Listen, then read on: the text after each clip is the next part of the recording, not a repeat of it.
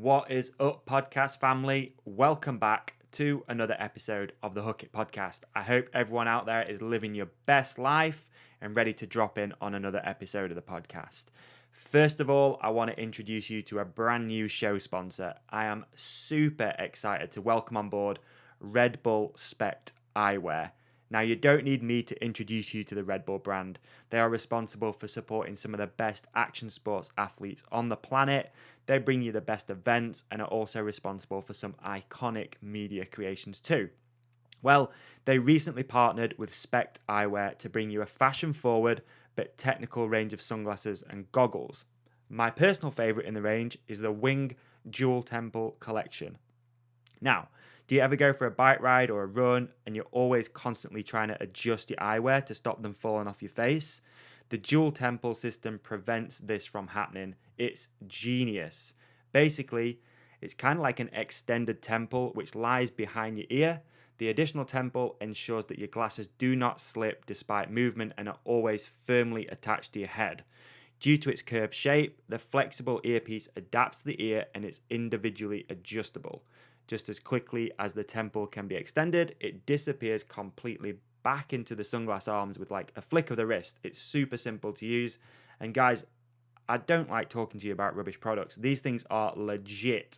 They feature the Red Bull brand, which is super cool and really difficult to get hold of any Red Bull branded merch.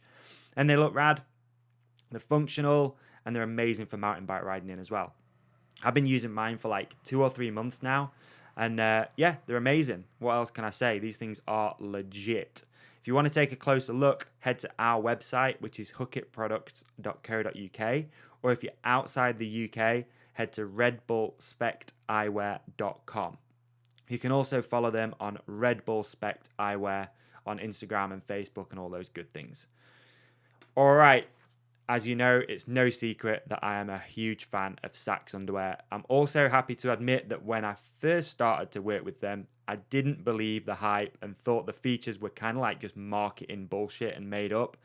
But I'm happy that I've been proved wrong and that so many people out there that listen to the podcast have purchased a pair of Saxx and it has had a positive impact on their life, their odor, their relationship, their everything. It's improved everything. Just a pair of underwear. First thing you put on in the morning can totally change your day.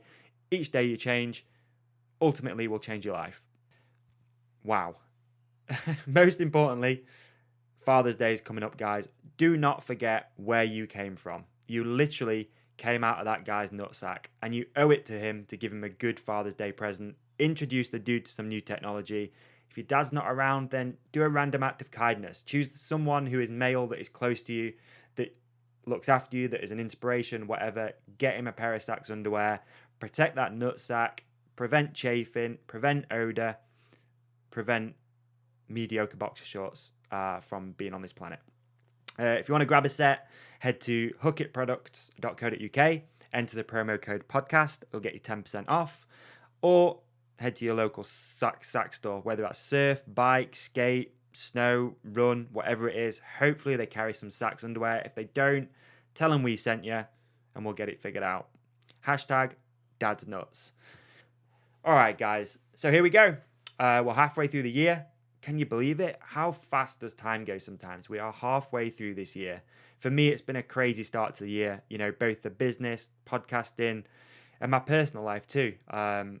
Almost dying certainly wasn't on the agenda for 2019, but you know, it happened. We're better for it. So much cool stuff is coming from that, which I'm going to talk about in a minute. But yeah, here we go. We're halfway through the year, guys. I know at the start of the year, a bunch of people joined me in setting some goals. We chatted about it on the closed Facebook group, through Instagram, etc. And it'd be cool to hear from you. So after you've listened to this episode, it'd be cool to hear if you did set any goals. How are you getting on? How's life? You know, just shoot me an email or a direct message. I'd love to hear from you guys. Again, like, it's an absolute pleasure just to chat with you. So yeah, please do that. There's so much going on at the minute behind the podcast scenes. I'm about to pull the pin and launch a brand new series. So right now we've got some accompanying series which go along with this podcast. We've got EWS or Bust, we've got Shop Talk, and we've got Secret Sessions. And there's a brand new one about to launch too, which I can't wait for. It's going to be so much fun. It's crazy. Whole new sort of thing. It's never been done before. and I just can't wait to unveil it to you guys. So please keep an eye on the social media and stuff for that, because that's going to get unveiled really shortly. If you also listen to the Always Prepare for the Worst episode, which I know some of you did, it was great to hear from a lot of people, and I'm not going to bang on about it, but you might have heard that we were planning to run a marathon to raise money for the RNLI. The RNLI, the Royal National Lifeboat Institute, legitimately saved my life. And if you like this podcast, it wouldn't be happening anymore if it wasn't for that organisation. So please, I've put a link in the description. My friends and I were going to run a marathon, which is proving pretty damn difficult already because we're not runners. I actually really dislike running, but there's a cause, there's a motivation, and we're going to do it to raise money for the RNLI. The marathon isn't till October, but we've got the fundraising page up. So please, there's a link in the show description. Just click that. If you've just got a couple of pounds, if you enjoy listening to this episode, just donate whatever you can. It goes a long way. The RNLI is 100% based on charity. So, it relies on volunteers and people like us lot of this community to raise money for them and to do some good. So please check that out. What else we got? We always give away a pair of Sax underwear at the start of every episode, so let's just do that real quick. All you have to do if you want to win a pair of Sax underwear, head to iTunes and just leave a review. Write something out, make it as funny as possible or as criticizing as possible. I really don't care. Just leave a review, and then someone at random gets picked, and we will give you a pair of Sax underwear and some other goodies too. So this week is on this episode, is Chris Y. Trider. He's the winner. Reach out, dude, and we'll get you a pair of Sax underwear out in the post ASAP. And that's pretty much it. Let's have a bit of O-dub, some Zeb, and welcome to the show, Duncan Shaw. Enjoy. Welcome to the Hook It podcast, endorsed by @ODub_23. Add me, tag me. Follow me. Please follow me.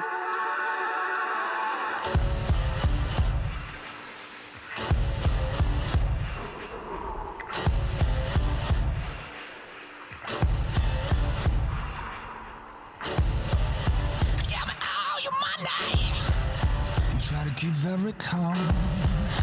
Give me all your money. Try to count to 10. Little doesn't know it's about to begin. Push it too far, you're a killing machine.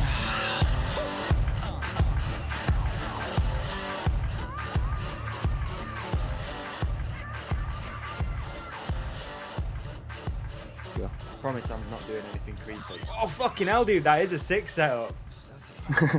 Jeez. Got the pop filter and everything. Wow. Yeah. Gone and upstage me on this. What the hell? There you go. You should launch your own podcast then. I think that's probably going to be the That's ticket. fun. It's like, well, I mean, me and Miles, it's something we've talked about for ages, about doing something. Like, not about bike related, or it could be have feature bike stuff, but not strictly a bike one. But, yeah. It's like we always have these ideas of doing them as another thing in itself. So. Yeah, it's one of those, isn't it? You keep adding things to the list, and the list gets increasingly longer. Man, if I could tick everything off that's on my to-do list, I'd be doing pretty good. I think I'd be in a lot different situation. That's for sure. Yeah. I wouldn't be so goddamn stressed all the time, but hey ho, it is what it is. But yeah, I think easiest if we just burn it from here, because we're locked and loaded. Sounds good. Yeah, mega. So thanks for doing this though, man. Appreciate it. No worries. Cheers. Sorry for so I'm just going to turn my phone off. Yeah, it's all good. Yeah, me too. I've done that. Yeah, sorry to mess around last week. It was just like loads of stuff going on, and then it's cool. Just like one thing, just finding the time, and then also just being like chilled enough about it to kind of actually like be good crack and chat. It's funny, like one of the hardest things about this is not like getting the guest, it's then scheduling everything together. Like I'm not the busiest person in the world, like, but I'm probably not like the easiest to pin down. Do you know what I mean? Because I don't have like a set routine, so I'm not home at a certain time every day. So like the guest is no issue. Most people now like come to me and don't really have to search anymore. Yeah, so the guest is no problem. Then it's like time zones, schedule. Oh man, it's a nightmare. Connect. I know. But we're here. Nice. Finally laying it down. It's good, man. Appreciate it. It's, I think the original plan was for me to come up to Scotland. Yeah. And then record it actually in person, but that again just hasn't happened. But randomly, I'm going to Edinburgh tomorrow. Oh, really? Yeah. I'm up in Edinburgh for the day tomorrow. Tomorrow and the next day as well. I'm up there for the evening. But I've only just penciled that in today as well. So it's fuck. That's good. Yeah. At least we got a good setup. Work. Living the dream. Living the dream. So, how was Fort William, man? Looked. Yeah, it was. Sorry, are we restarted? Yeah, whatever we can do. Okay, cool. I wasn't sure whether we were just doing like a little prelude chat here, or we were actually live. The pre-day. Fort William was mint. It was pretty wet. Yeah. I'm sure you saw, but it's always cool for us to do because I'm literally from Inverness, so it's 60 miles away. Oh right. Obviously Danny's from the Isle of Skye, which is pretty close too. Yeah. Relative to where we usually go, so yeah, it was awesome. The weather was pretty wild, but it's always pretty rad to see how much it doesn't really dampen the spirits of. That's true. That is the Scottish crowds, or beyond Scottish crowds as well. Like so many folk were there. Yeah. And Sunday was like absolutely rammed, despite it being completely pissing it down. Did it rain all day? It was kind of hard to gauge it from the TV, like footage. Yeah, pretty much all day. Like there was a couple of breaks, but for we did a show at 11, like just before the finals, so like everyone was already there. Perfect. So that was cool to do that. But yeah, it was pretty much like pissing down for the whole of the show. But in Scotland, this doesn't really matter. People just get on with it. Get on with it. Yeah, exactly. If anything, they're like more impressed by the show because we can still do it in the rain. People are always like, "Oh, like we're gutted. We're not going to be able to see the show because it's raining." And I was like, "Nah, like it's going to be like it's just gnarlier." Yeah, it's like we're still doing it. And he's like, "Can you do it?" And I was like, "Yeah, pretty much." Probably means we're not trying hard enough in the drive. Yeah, if you can do it in a thunderstorm, it's getting too easy. It's time to level up. Yeah, sure. But yeah, no, it's good. So good. I was good, man. It's the first year in like maybe 4 years I've not headed up to do it. But usually I head up and like work and stuff. But yeah, it just wasn't going to work out this year. So decided just to chill at home. It was pretty sunny for once as well in Sheffield. So sat in the garden and watched the World Cup. And yeah, I didn't feel too bad about it, to be honest, this time. Kind of the problem, I guess, like because the coverage has got so good now. It's yes. Like, obviously you can't beat like being there, but yeah, when you know you can stay home and like watch, it is good, isn't it? It's coverage, like, I think we probably take that for granted a little bit. In fact, I seen that Cather had put something on his Instagram stories with this dude just like dragging a cable up the hillside. Yeah. And I was like, yeah, I'm thankful for people like that actually make us be able to see more than just the bottom section. So, yeah, they've definitely leveled that up as well. It's good. It's good. And a good race too, man. Yeah, the racing was rad. Like, it's cool to actually watch it, get a chance. Like I say, like our show was like pretty early on, so we got like much and managed to watch the full sort of final. So that's cool. Do you follow the World Cup as well or not? Yeah, like we're always like watching it on Sunday, like in the flat. So just like getting all the flatmates into it as well. So really? Yeah, because you got some guys that don't ride as well in the flat. Is that right? Yeah, like I'm sure you've obviously heard it from maybe a little bit from Danny, a bit from Alex. Like we've got pretty random flat setup. We're pretty like mixed group of guys. So whether or not they were before they moved into the flat, pretty much everyone's at least into riding to a certain degree. But well, to be honest, everyone rides. Right. Myself, Danny, and Ali ride. Our other flatmate, a guy called John Bailey, he runs like a company called Vision Ramps. Okay, so they've built like pretty much like half the indoor skate parks in the UK, and they've also done a lot of the building work behind Danny's projects. And then my friend Miles, who we were talking about earlier, he's like one of my old school friends, but he used to ride trials when we were in school. Right. Kind of got out of the way of it then, but since he's kind of moved back into the flat over the last few years, got back into riding. Can't escape it. Riding trials, yeah.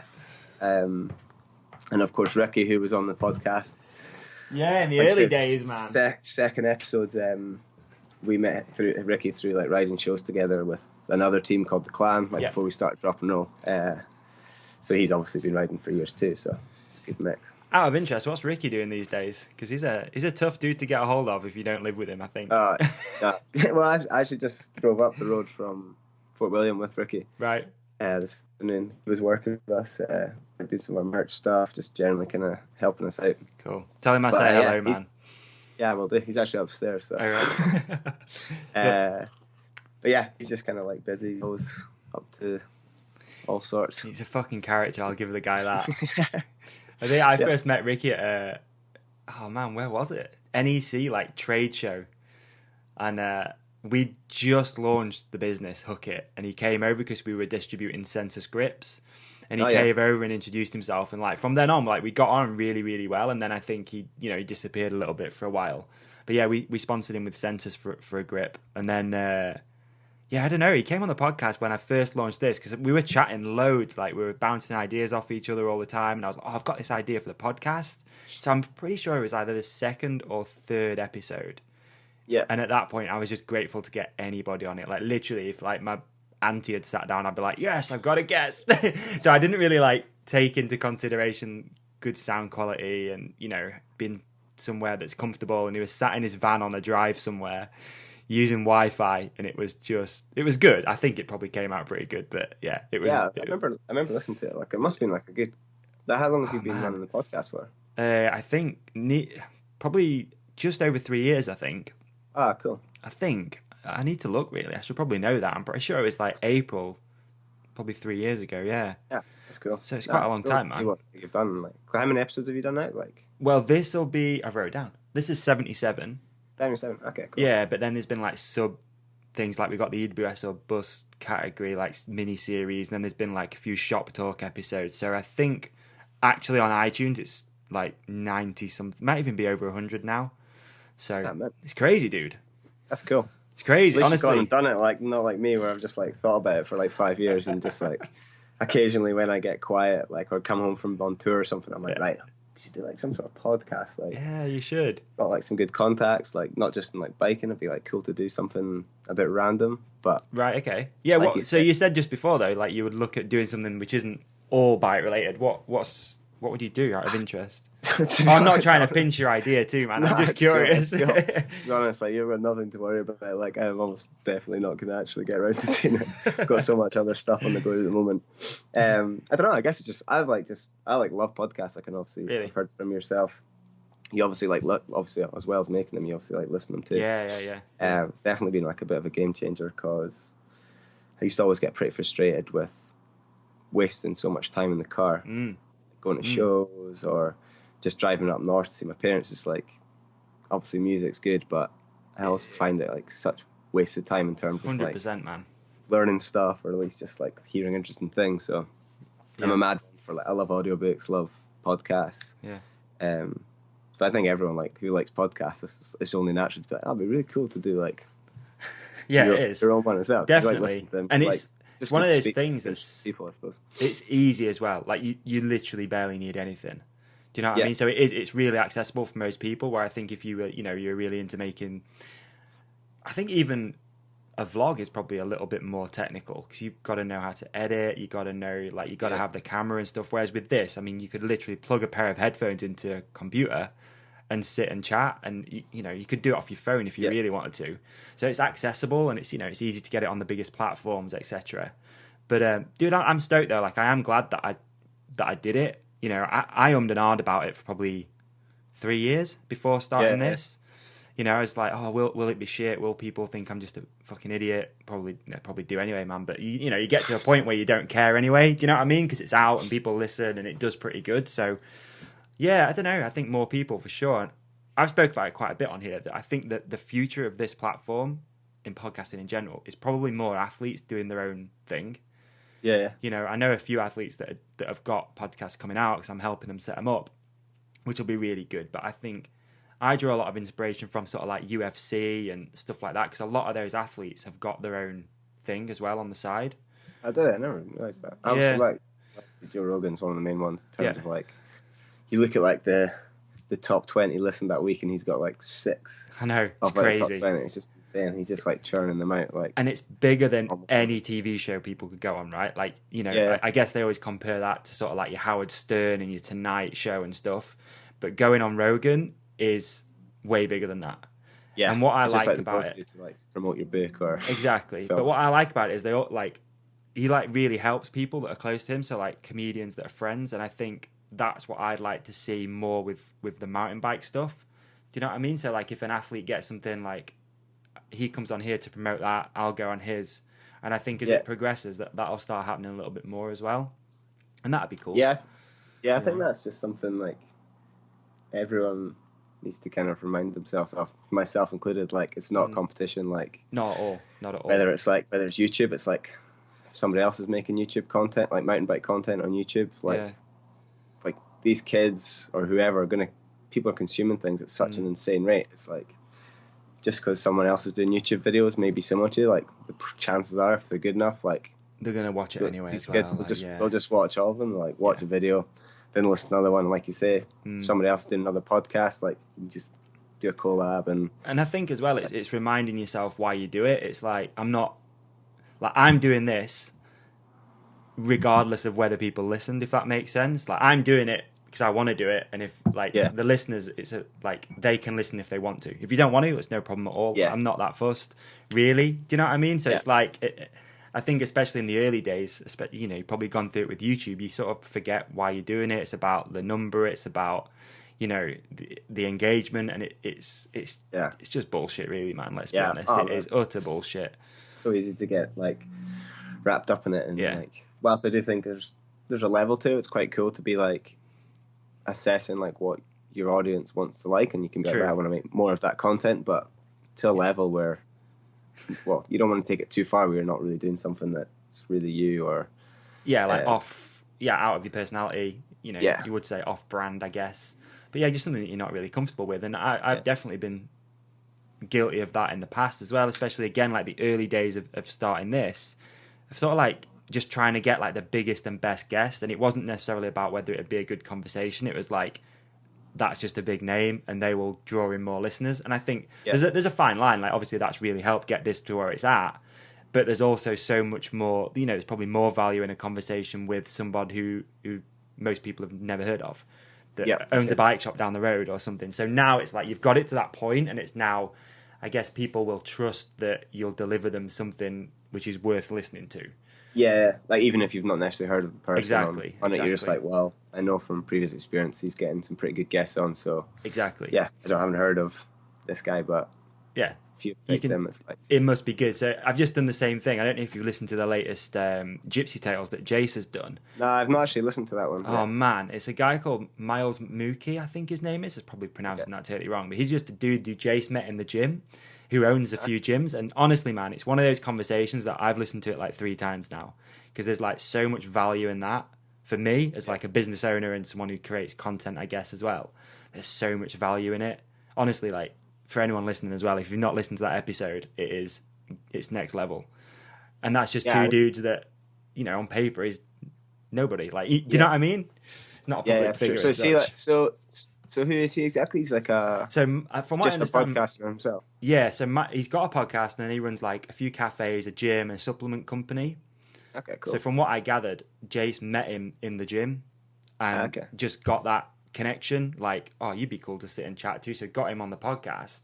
You know, obviously I'd never heard of him, but Jace, you know, me and Jace have become quite good friends. And he messaged me, he's like, "You'll love this next episode, dude. It was fire." I'm like, yeah, cool. Yeah. Like, I'll be driving tomorrow. I'll throw it on. And I was like, fuck, like, that was really goddamn interesting. But again, that's what I enjoy about like the Joe Rogan stuff. You know, 90% of the time you have no idea who this person is, but you'll learn something. You'll go down some random rabbit hole of, you know, cool shit. And do you know what I mean?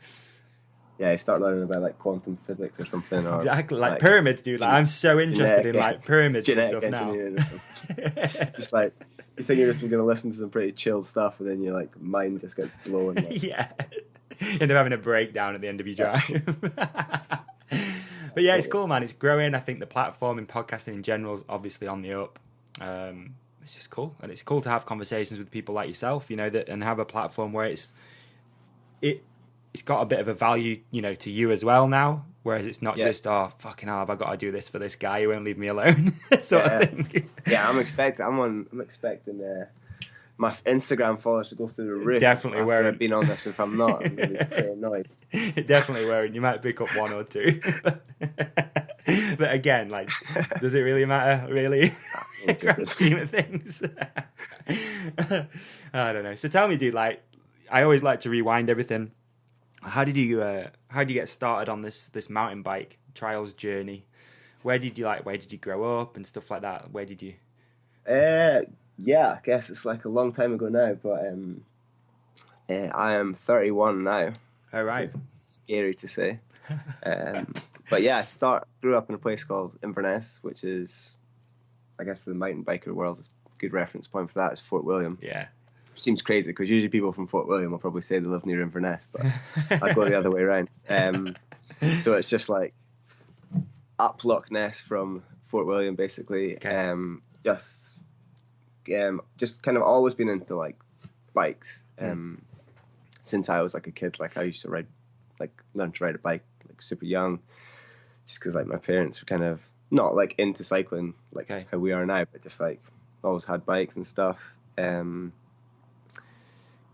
got proper like into football, like pretty much everyone else was. Growing up, like played loads of football when I was in like primary school, and just me and a few friends, like my friend Miles, who we were talking about, we just kind of got into BMXing and stuff.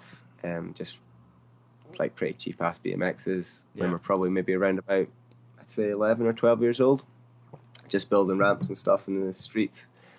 And for some reason, I don't really know why. It's maybe because maybe one of the local bike shops in Inverness, Highland Bikes, always kind of were into trials. It was at the time when obviously you had like the Martins and Acrig and stuff were getting featured in MBUK all the time and stuff, and they kind of always would stock like either trials bikes or slightly modified mountain bikes. They were set up as trials bikes. So there was this weird pocket of scene in Inverness. Like there was probably more trials riders in Inverness, which is a pretty small town up north, than pretty much like the rest of Scotland combined. Wow. So we were just kind of finding our way in terms of like BMX and riding our mountain bikes and stuff, and kind of it was almost like you kind of had to choose what discipline you were going to do. Okay. Like we'd buy MBUK all the time, and it just kind of like was the natural thing for us to do. Like I was always really into it. Like I was into like all the features and stuff in MBUK, but even though Inverness is like, it's not exactly too far away from like really good mountain biking, it was just, as a kid living in a town, trials was just like a really good fit for us, where we could literally just not have to rely on our parents, not have to rely on anyone, just to be able to go riding, whether it's just out on the road outside the house or even just like within 10 minutes ride. We had so many trials riding spots essentially. Like we had like the town centre, we had like all the industrial estate nearby, so there was just like no end. So I think on like my 13th birthday, I got a Handsome Dog trials bike. Oh man, I remember those. Yeah. Like, so a real original. I think it was £530. And me and a couple of my friends got them pretty much at the same time. Yeah. And then we just kind of started riding those ourselves. And then just one day we bumped into, which was like, this day is pretty much like, it was like the best day of my life. Bumped into maybe like a group of like 15 older trials riders. We would have been 13 at the time, and they're probably like ages ranging from like 16 like through to like maybe 25 or something. Right. Then it's obviously like pre-internet, all this. All this. Just like the idea of that, like having them riding for all that time while we were riding and not knowing about them, just seems so alien now. But in a sort of pre-internet or pre-Instagram world, like you just had no way of knowing that they were. So we just bumped into these older guys who were riding. Like I said, we never seen them before, and they all had like we were stoked on our Handsome Dog trials bikes, but these guys had like, it was all, I remember like there'd be like a Zonic like DS2 or something like that, but like seats slammed down. I think one of them had like a Martin Hawes like giant is that trial the bike, yellow like, and blue one? Yeah. Yeah. So it's like, Fuck. and these guys were just like on the like such an awesome level, and like so intimidated by them, but to like give them their credit, they like came over to us and they're like, oh, like they were stoked to see like us younger riders ride. That's And they were weird though. like, You'd never seen them before. nah, you maybe like hear these rumors like back in the day where you're like, oh, there's like this guy called like Huey, or like a guy called Roy who can do like a 6 foot side top, or like, Dude, I was just gonna say the same thing. I remember the rumors like around our town were like, yeah, fucking Dave fucking jumped off this and did it. Yeah, exactly, a 6 foot side up, which is pretty much pointless, but he did like a massive side up, or you can do 500 back ups. But that's the one.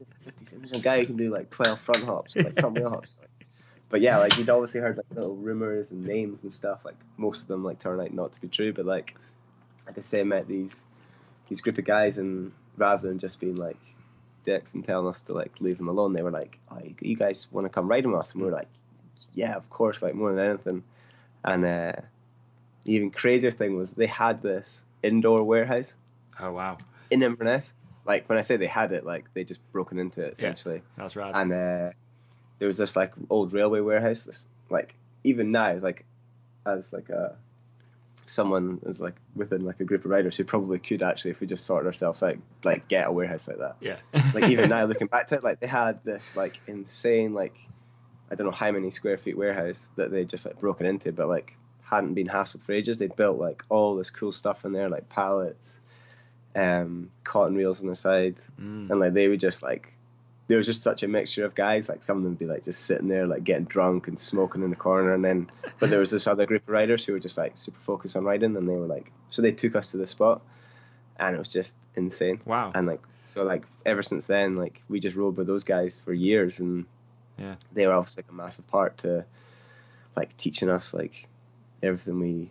So how crazy is it that like something like that probably totally changed the trajectory of your life as well as to what you're doing now, right? Sure. Of course. Like, do you still keep in touch? Like, do you know who these dudes are? Yeah, well, like two of the guys who I became like really good friends with, they're still like into mountain bikes, and I actually seen them in Fort William this weekend. No way. And it's like haven't seen them for like a while, but I have like my first ever Inspired that I got like just probably like 5 years ago, because I used to do more like kind of trail stuff like comps and stuff, and then suddenly like gave in to like the street stuff, like in so that was like my first. I had my original like Inspired foreplay that I got. I just happened to bump into one of them like a year or so ago, so I gave him like my old bike. No way. Yeah, because it was like still in pretty good condition. He was like wanting to get into like he wanted an Inspired. I was like so I gave him like my frame and forks, and then caught up with him recently. That's right. And then bumped into him and his brother like in Fort William this weekend, so it was really cool to kind of catch up with them and like see what they're up to. So, but yeah, how crazy is it that like really nice. Those guys, just introduce you to something like to another level of introduce you to it, and it just probably for sure. sent you on we were already doing it, but then they kind of like for sure like helped kind of accelerate it. Like say like you can only kind of progress so much by yourselves, I think, and then you see different ways of doing people doing things, or definitely things you didn't think about. But it's weird because it's got me thinking about, because I rode a little bit of that stuff, but again, just because it was super accessible where I grew up, like you said, you just need a wall and you could play all day on that, whereas with everything else like BMX even, you kind of needed a bit more stuff than just a wall. Like you needed some sort of transition or something like that. Mountain biking was crazy. Cool.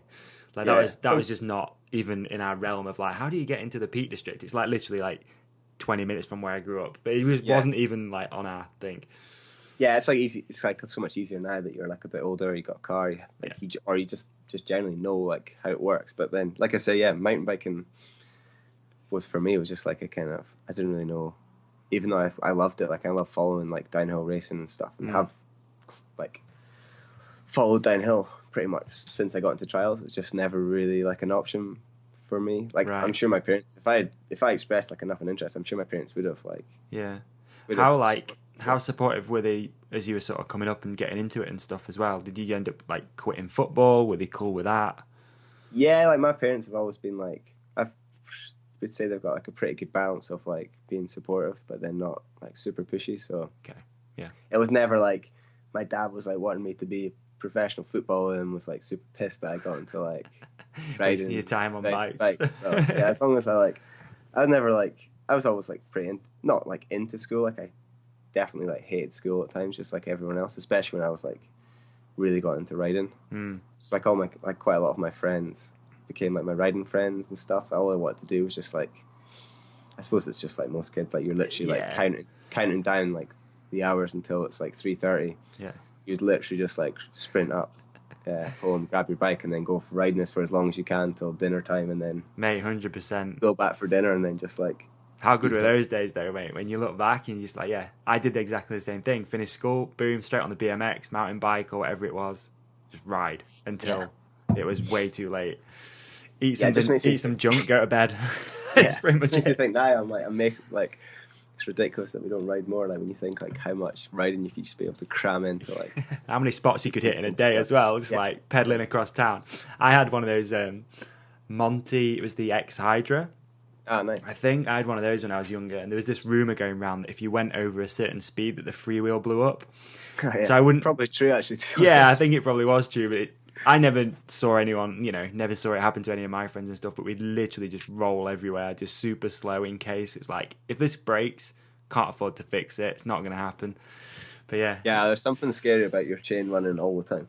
Yes, slightly, like, yes. It definitely like opens yourself up to... Whole new world of pain like, as well. Jammed into it and just like pending doom. Yeah, for sure. Do you remember then when this all got, I guess, like more serious? How long did you ride with those guys for example, before you started doing comps and stuff like that? Yeah, like so like met those guys when I was 13, like rode with those guys. Well, rode the world with them for years, but I'm trying to think when I actually got into comps. I kind of slowly, I think like even though Inverness was like really good for street trials, which is what we'd always ride. There were some natural spots like nearby, because we were just riding so much, and then just kind of like watching a few of like the original online videos of like people riding like competitions and stuff. I kind of wanted to give that a go. I moved into like riding more natural stuff. I found a few like natural spots like near Inverness. So yeah, I kind of got into competing from like maybe 16 or 17. Right. And kind of did that for like a few years. But all the same time, I was like still in school and still planning to go to uni. I was definitely not really having any... Obviously, when you're a kid, you'd always talk about getting sponsored and stuff. But even then, like getting sponsored, the idea of getting sponsored was like, oh, you just get free stuff. You wouldn't really expect to like maybe be paid. Yeah. So like, you never really... Especially as a trials rider, obviously you saw like Martin Hawes and Martin Ash and all that. But yeah, I guess they were the guys as well at the time that were killing it. Yeah, so there was definitely like a few guys like shining the light to show that there was kind of career potential for that, but never really anticipated. It just kind of happened, I suppose. Like I kind of carried on riding, and then ended up like finishing school and like going to university and stuff. Okay. Still continued to ride my bike, but it definitely took like a bit of a backseat, I'd say, in terms of like I didn't really have any like plans to keep competing or anything. It was only till we like kind of saw the potential of doing shows as a way of like making money. Yeah. Where did you go to uni then? Did you stay local or?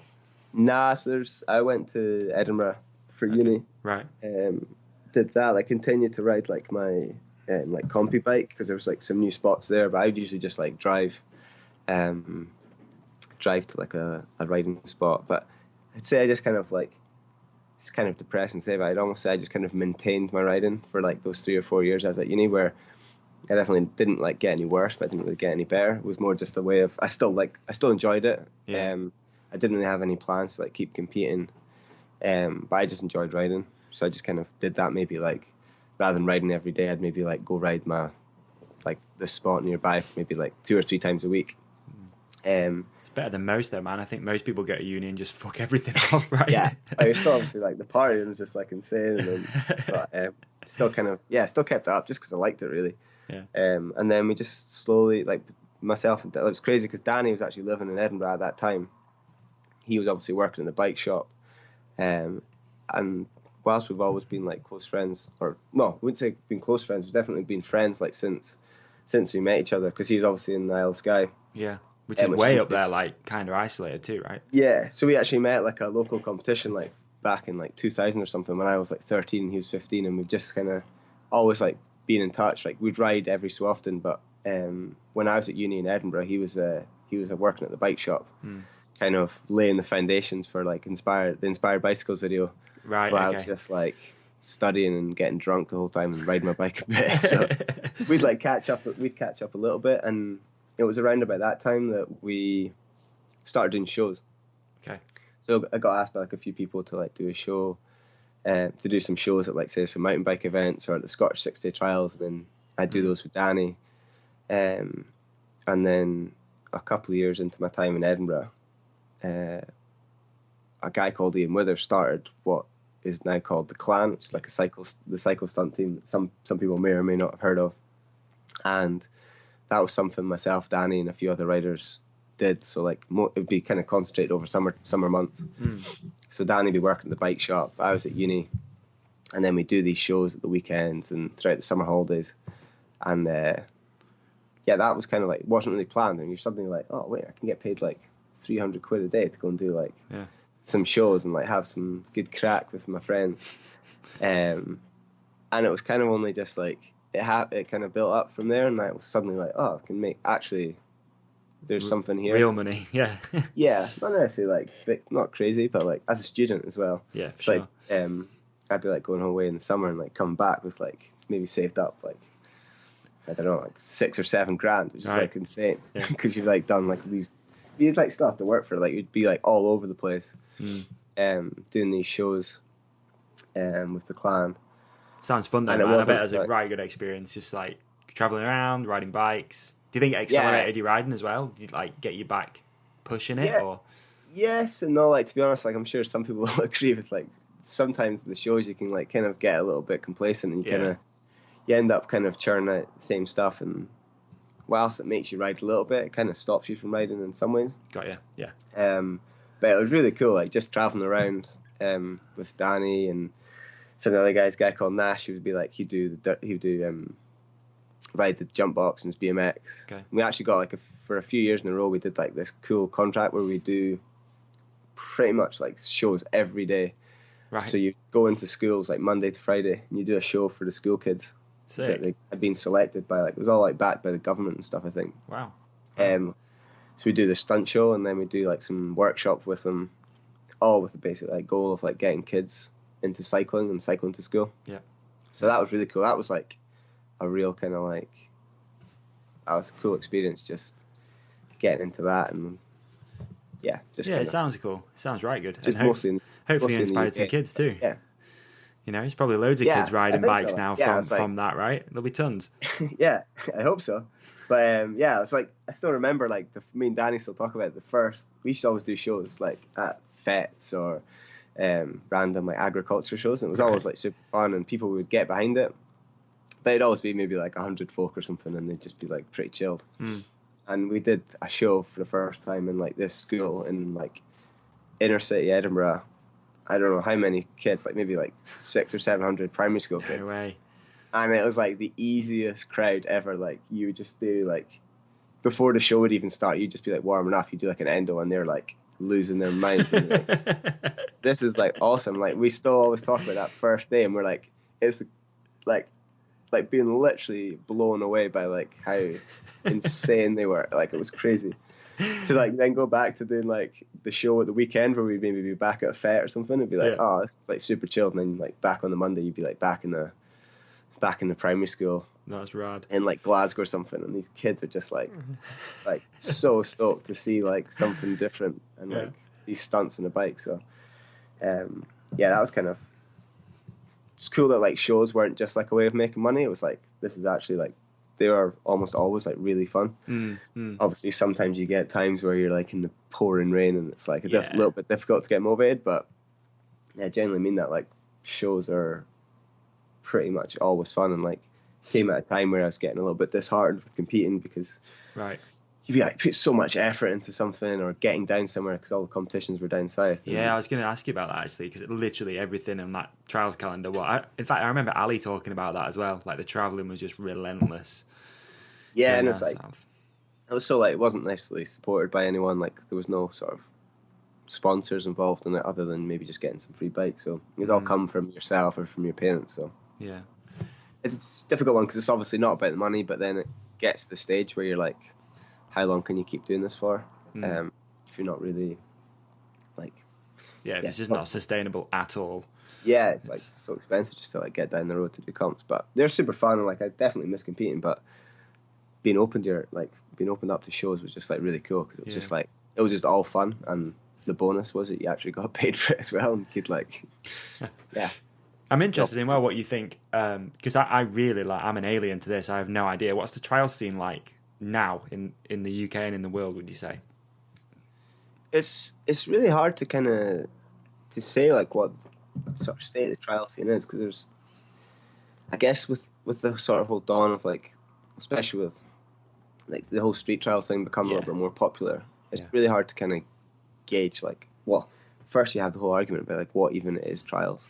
Oh yeah, which is a pretty contentious issue with like certain people. Not myself because I don't really care. I don't if people don't want to call what I do trials, I don't mind. Like I just whatever it is I'm doing is like fun, and if people want to like watching it like in a show or in a video, that's fine by me, even if it isn't trials. But I think the general like competition thing, like the higher level of like competition side of things, like gone insane. Like right. I don't know if you've seen many of the sort of UCI World Cup riders, like the stuff that they're doing now. I have vaguely seen it. It looks, I mean, it's on another level now from what I remember watching back in the day. 'Cause I think I remember watching some as well at the Sheffield Indoor Trial. Did they have like a round or something there at the same time? Yeah, they probably Sheffield would quite often get like one of the leading like UK trial comp trials riders to do like a halftime show. Yeah, I think that's the last time I saw something, and it had elevated so far from what I remember seeing back in the day, and that was probably 6 or 7 years ago. So no doubt it's come on even more from there. Yeah, like so the higher level, like the high level, like some of the riding is just insane, like so much better than what was going on when me and Ali were riding comps. Yeah. So it's cool to see like it's still progressing like that, but in terms of like numbers, I'm not really too clued up to sort of the participation numbers at like a sort of club level. I think it kind of just fluctuates a little bit. Okay. And then the sort of trials riding scenes, I think like especially since like Danny's video in 2009 has grown a lot, but then maybe not quite as much as you'd expect it to have grown given the how like many people have seen those videos and how many have been like touched by it, but it's definitely kind of picked up. Yeah, it's interesting. A friend of mine runs a motorcycle trials shop, and that motorcycle trials is huge again at the minute because it's so accessible to most people. They can just grab a bike, and there's not all the bullshit of, constant maintenance. You can buy one, ride it loads, throw it in the shed. There's none of the other shit that comes with it. And I know for a fact that's really like on the up. The problem is no one really spends any money on it. They just buy a bike, sell it at the end of the year, buy another one. There's not really much like upgradey stuff going on. I just was curious if like cycle trials had gone down the same sort of direction, but again, I'm an alien to it. I mean, we have as a company we have nothing to do with cycle trials either, so I don't know. No, I think like there's still like a strong scene, and I would say like I'm sure in most sports there's like the people who do it are like really really into what they're doing and are passionate about it. So that's almost just as important as the numbers of people doing it. So have you noticed as well, like up and coming younger kids, with YouTube and vlogging and whatever stuff like that? I think in mountain biking it's kind of easy to go, oh, this kid's on the come up. He's making. I'm trying to think of an example. Someone like Matt Jones, Max Fredriksson, people like that are young, that are really on the come up. Is there any kids like that are like killing it that you're looking at for maybe like tour riders and stuff? Oh, you mean in terms of street trials? Yeah. Yeah, there is. To be honest, like it's something like myself and Danny and Ali, we always talked about, like, and maybe like 4 or 5 years ago, we were almost like a little bit surprised that there wasn't more people coming on the scene. Like Because when you think like if you take Danny's video for example, that so many people saw, and what's 10 years ago, like last month. Even if you were say 10 when that came out, that's like a pretty good age to like get into it. And then there was a few years, like even after we started dropping low back in 2014, and we're like, I kind of came into the whole street game pretty late. Like Ali got into it a little bit earlier than me, but then still, like relatively speaking, pretty late in terms of when people would get into what is effectively like a new sport. We were almost kind of surprised that there wasn't more riders, but I've definitely noticed in the last like 2 to 3 years, there's at least been a handful of like riders who have like really, really stepped up, and they're like doing stuff that we definitely can do. So it's like, which is cool. Like, it's natural progression as well, right? Yeah, and like we've had like the drop and roll like tour riders are basically myself, Danny, Ali, and Fabio. Yeah. So Fabio was always like one that we saw from, I don't know maybe how old he was at the time, maybe like 15 or 16. You could see like he had like this pretty good potential, which is obviously he is definitely realizing now. For sure. So that's cool. But yeah, there wasn't like loads of people who were like, oh, they're gonna be like cool. But then there's been definitely a few. There's a guy called, I'm gonna say his name wrong, but it's like he's from France, called Jean Langlois, I think is how you say his name. I always call him like John Langlois. It's like his name's like Langlois, and like he's like probably one of the, I'd say he's like the biggest kind of up and coming guy. He's not like super young. I think he's maybe like 20 or something. Okay. But he's come from like a BMX background. Right. And so he's got like all the whips and the bar spins on lock. So he's got that kind of aspect riding, but at the same time he's still got the kind of raw trial skills to kind of link it all together, which has been really cool to see. So like he's probably like, I'd say he's like the hottest guy in street trials itself at the moment. But yeah, like obviously you have people like Fabio, who are I think Fabio's a little bit older than he is, but he's just like insane on his trials bike as well as his mountain bike. So that was a question I kind of had for you actually. You just touched on it then. Is there anyone that you actually enjoy watching? Because and the reason I asked that is because you and your housemates pretty much, I mean it's pretty much all in one flat, are the top of the sport. Does that make sense? So like how is there anything? Yeah, I don't know if I agree with you, but yeah. Okay, that's how I look at it. I might be totally wrong, but for me, you guys, for street trials and for like just the, if you just want a YouTube spectacle, you go to you, Ali, or Danny's, or maybe Fabio's channel, right? So is there anyone that you look at and take inspiration from? Yeah, for sure. So John, who I mentioned there, he's just like dropping just like insane bangers on his Instagram pretty much daily. Right. It's cool to always watch what Fabio's up to, even if it's not always on the trials bike. There's another guy called Ben Travis. He's a bit of a veteran like ourselves. He's like probably 33 as well, but he's been really inspiring to watch. He kind of came from a not so much competition background, but more kind of like more trially, like hoppy kind of background, more on the street. But he's recently not recently, maybe in the last like 6 or 7 years, moved over into doing some stuff on his trials bike, street trials bike. Right. So he's been really cool to watch because he's just like, he just had a kid. He's working like a full-time job, but he's like riding on his lunch break and then like squeezing an hour. And it's like, it's cool to see like, not only is he like sending it, but he's actually managing to fit it into a pretty hectic schedule and like real life responsibilities that like myself, Danny and Ali, despite our ages, haven't taken on just yet. Mate, it looks way too much fun where you guys are anyway. So yeah, those guys are sort of like what really stick out. I'll check them out though, man, because I was curious. Because again, as a, what would you say I am, like a viewer of street trials or someone who just wants to watch the odd like YouTube clip, it's you, Ali, or Danny. That's where you head. Yeah. So I definitely check out like Ben Travis. Okay. John Langlois. There's a few of the guys that cut around with John are really good as well. Like France has got like a pretty cool scene. Okay. A couple of brothers called the Tripoli brothers who are like not scared to send it. Like they do shows as well, so it's cool. Okay. But again, it always comes back to like talking about like rivalries and stuff, but it's pretty cool because like we don't compete. It's like we don't really see a whole lot of them, but like they came to Glasgow a couple of times and it was just like super cool, just like hanging out with them and like Ride together and stuff. seeing how good some of them are, and yeah, it's cool. Keep Kind of us on like our toes. Jackass and Dirty Sanchez. Sometimes you just gotta like link together and make magic or something. Yeah, I don't know. yeah, sure. Terrible analogy. Yeah, that sounds about right. I don't know which ones we would be. Whoever's oldest. Yeah, I think Danny's probably the Johnny Knoxville out of the group, to be honest. Yeah. Just that talked about obviously shows and stuff. Then, what? When did you sort of turn all this into a job? And my other question actually was, have you had a regular job?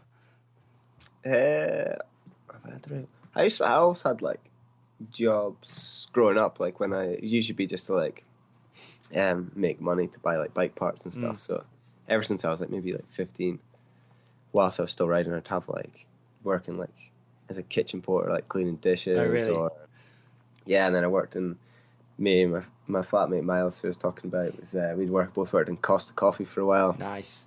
In Inverness. Didn't actually like coffee at the time, which is pretty annoying. Costa's tough though, man. Like that's Costa's a tough one to like for me. I avoid that place at all costs. Hardcore. I'm not a Costa fan. Yeah, so like what was like worked like that sort of stuff when I was growing up, and like worked in bars when I was at uni. Right. It was always fun. But yeah, like I said, to go back to like by the time we started doing shows like between term time at uni, it got to the stage like I graduated uni I think back in 2010. I think like my parents were expecting me just to go and get a job, but had like a full summer of shows lined up. Okay. And we had that like school's contract, so I was suddenly like, all my friends were like going off and getting jobs for like maybe some decent money, but we were already doing enough shows and like we were getting paid enough money to kind of be like, well, why would I go and get a job like regular? In a band? Yeah, regular. Like, I guess I expect to get like a business job, or because whilst I was always been into cycling, I was never really, because it's trials, I've never really worked in bike shops. I wasn't submerged into like the mountain bike industry that I'm kind of part of an indirect way now. So there wasn't like an obvious like career into that either. Okay. Like I wasn't really like interested in like starting a bike shop or anything like that. What did like, you do at uni then, out of interest? I actually studied economics. Which Did is you? weird. Yeah. Jeez. So I was often kind of like into business and kind of like math and stuff like that. Okay. A bit of a geek at heart, to be honest. Everyone's kind of surprised whenever I say that. They're like, "What?" Like, No way. Yeah. I just assume like people who like throw themselves off high stuff on bikes are like, dude, not most into, calculated like, people. stuff. That's something I've really learnt from doing this. Like, the smartest people are those people. Because I think it was, I can't remember what episode it was. Maybe Max Fredrickson or someone like that was like really breaking down how the thought process before going, like dropping in and doing some sort of double flip whip or whatever it might be. I think from the outside looking in, you take it not for granted, but you just think, oh, you must be a little bit brain dead. But 99% of these people are like super analytical and really think it through. Yeah, it was cool to listen to like, I listened to Max's one and also Matt's one like a while back whenever it was they came out. It was like, yeah, you just see them for what they're doing, like on the slopestyle course or in the videos, and you actually then don't realise that there's some pretty smart, motivated guys 100%. like that are just like doing. But also like business minded as well, right? Especially with the YouTube stuff and the marketing mind. It's gnarly, right? Yeah, it's been cool. It's been cool to see like Max is like been really cool to see like I don't know Max particularly well. I've met him a few times like at some events, but it's cool to see like he obviously was just like, right, I'm gonna continue to compete, continue that level, but then also like commit to some. I don't know what his YouTube schedule is, like probably at least 2 videos a week or something. Exactly. Same with Matt Jones as well, dude. He's kicking out so much content. Yeah. He's doing like 3 a day. I think I saw him at Core Bike a few months ago, and he's like, yeah, doing 3 a day. So I was like, fair play. It's like, I was struggling to do 1 for a while, and I'm not even doing any at the moment. It's like, try to like shoot a load at a time, and then. Right. I guess you just have to kind of, with YouTube though, I think you just need to kind of like commit to it, and then. Yeah. The way that all the algorithms work and stuff, like unless you're doing say what Danny does and making like an absolute banger video like every like year or whatever, I feel with YouTube like you just need to consistently like pump out content. Yeah. But it still needs to be good. So it's like a real. And it's the same with this man as well. Like that, you know, listeners and you sort of you're following. kind of like it's like, oh, every Tuesday an episode comes out. But the reality of that is, it's pretty fucking hard. Like, you know, again, like we were talking about scheduling and just time. You know, there's literally sometimes not enough time in a day to sit and have a 2-3 hour conversation every week. Yeah, and it's not just the 2 or 3 hours. It's like, and then there's everything else that goes into it after. Track someone like me down who's like, dude, it is though. It's hard though, right? Can we do another day? It's all good, but it's tough. It is tough. Like, and I think that's what people want and expect. But again, for me, it's a hobby. It's not. There's nothing, you know, money exchanged hands or anything with it really. So, it'd be nice to go full time. Don't get me wrong, but it's not. It's not going to happen anytime soon. But that's what people want. They want that consistency. As like with Matt, every Wednesday, every Friday, boom, new video. Yeah, and I guess that's like it's kind of double-edged sword, because you kind of see, like, not only do those people, even if you don't say like, oh, I'm going to put a video out like every Tuesday at 7 p.m. If you just start putting a video out, say, every Tuesday, and then you suddenly don't, there's that kind of like expectancy. They're like, right, well, where's our video this week? And it's it's good in some ways because it'll motivate you to maybe go out when it's wet or something like that. But it's like it's pretty exhausting, I guess, for definitely. So I've got, like, mad respect for those guys to manage to maintain sort of motivation to get like 1 or 2 or even 3 videos out per week. And then when you hear of these other guys like doing them daily, it's just like, it's insane. But I guess it's hard for one thing we've always talked about, which is hard for, and it definitely would apply to like Sam or Matt Jones or Max. It's like, not only do they have to do 3 videos, it's not like they're just doing 3 videos of them like going to the shops. It's like people are expecting. If I do a vlog, or it's like people will expect to see like decent riding in that. A level vlog. of riding like, that's high. Like, So you have to. It's all like trying to just get like a good sort of quality control and just finding the time to do it. So it's fun though. Like, I've kind of dipped my toe in like doing a few vlogs. Oh yeah, I've seen. Yeah. Never like really commit to do them, but I'm like kind of sit somewhere between. Like, I'm like not someone who'd like. I'm definitely not against vlogs. I definitely can't be. I've done them myself. But I just find it hard to just like find the time, and also just like I prefer to do them with people as well. I think those vlogs work best, like when you're maybe riding with, say, Danny or riding with Ricky. It's obviously difficult to like get people. Sometimes your pals just want to like ride or whatever, so it's like not film it. So it must be kind of strange as well living with those guys. So you're all on your own, you know. I guess obviously you all live in the same house, and for people who don't know, if you're listening, so you live with Danny Mac, Ali Clarkson, Ricky Crompton, who have all also been on the podcast, and then you've got a couple of other housemates as well. So you just got like this inferno of talent, creativity. Yeah, it must be. But wild, the thing, dude. It's kind of like a myth. It's a shame though, because you would expect that we would ride with each other like all the time, but like we're always doing like our own things. Like, right. Danny's obviously got a pretty busy schedule. Danny's Ali's like does his weekly vlog, and then I'm also trying to ride, and then also kind of do a little bit of business stuff in terms of like drop and roll and some of my own other things. So it's like a really difficult one to kind of like. You're always balancing, like. It's cool though, cause we live together. It can all be quite spontaneous. It's like, it's not like, all right, do you want to go riding tomorrow? It's usually just like, I'm going riding just now. Yeah. Do you want to come? And it'll be like, no, I can't, or yeah, I'll come out. It's not like planned. Got you. Yeah. So it just kind of happens. But then quite often I'll find myself like riding by myself. Really. And then like Danny maybe go out later. But then at the same time, it's still cool. I think that's a really good balance though, because it means you can ride with yourself, which is like what I find a really productive way of riding, where you can like, especially if I've been busy doing some other work related stuff, it's like, right, I've got 2 hours. Got 2 hours free just now, so I'm just going to go out riding, and I'll just hammer riding for like 2 hours and ride loads. Whereas if you go out riding with a group, it's like maybe not quite as intense, a bit more sociable. But I think sometimes it's a release too, right? So you want to go out and be on your own, have a think, listen to a podcast, a book, whatever it might be. Yeah. Right. So. Nah, for sure. Like, so I think it's cool to basically go and work on certain things yourself when you're riding by yourself, but then also riding with Danny and riding with Ali, which has obviously been massive for my riding. Like, I came into kind of riding street trials pretty late. Okay. So but to be able to go ride with like Danny and Ali, who've been doing it, especially Danny, been doing it for so long, to kind of like help me learn certain stuff that Yeah. I didn't know how to do. So that's been cool. Yeah, I bet, dude. I bet. It's good. It's good and bad at the same time. It's like disheartening, I suppose. Is there a level of that sometimes where you're like, I don't know, like it must be, how do you put this without sounding like a total dick? It's like going out riding with Danny Mac is still insane for you, surely. Does that make sense? Yeah, it works two ways for sure, but like, I guess it's like, I never really expected to like, Salky's kind of like, I've just been like stoked to kind of do what we've been doing, if you know what I mean.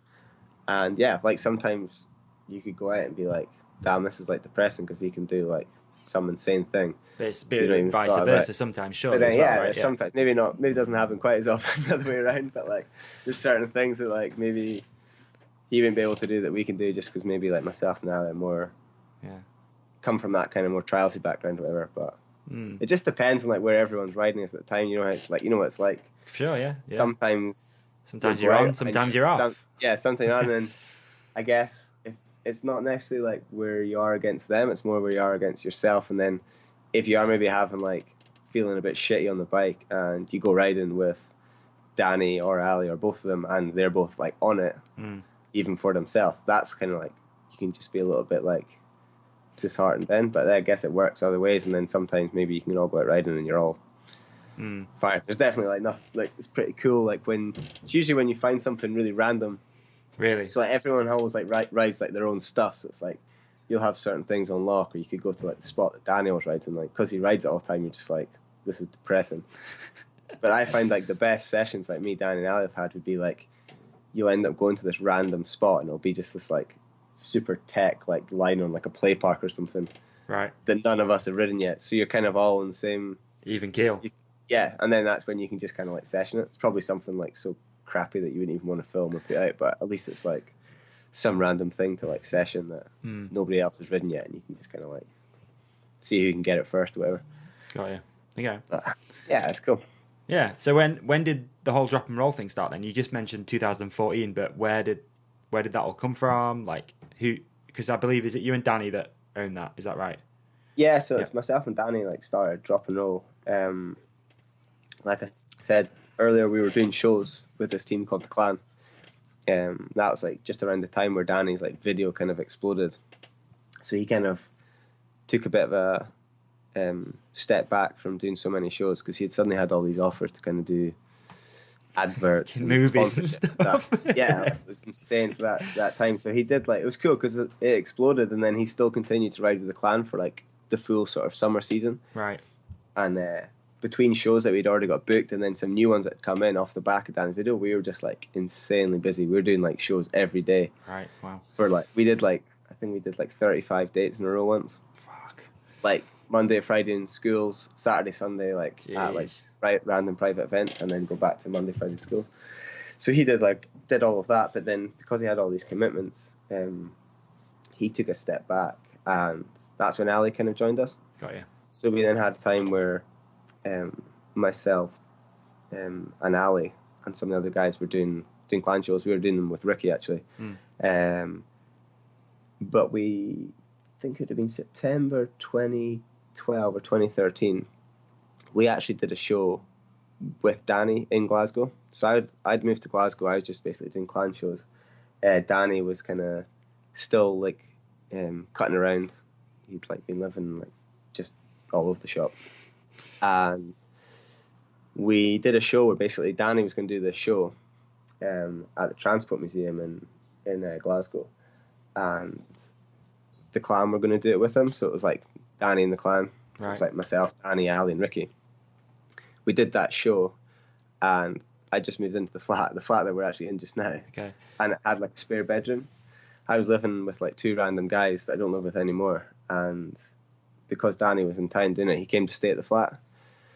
And then like the Sunday came and went, we did the show, and he was just like, any chance I could just like crash in that sort of your spare room, right, for maybe like a few weeks. I was like, spoke to my other flatmates. I was like, oh, Danny and my friends, like, because it was supposed to be like my storage facility for like my bikes, because they didn't want the small room, so I was like, right, well, I'll take the 2 really small rooms, and I'll sleep in one and keep up my stuff in another. Yeah, cool. And they're like, all right, well, Danny wants to sleep in my spare room for a while.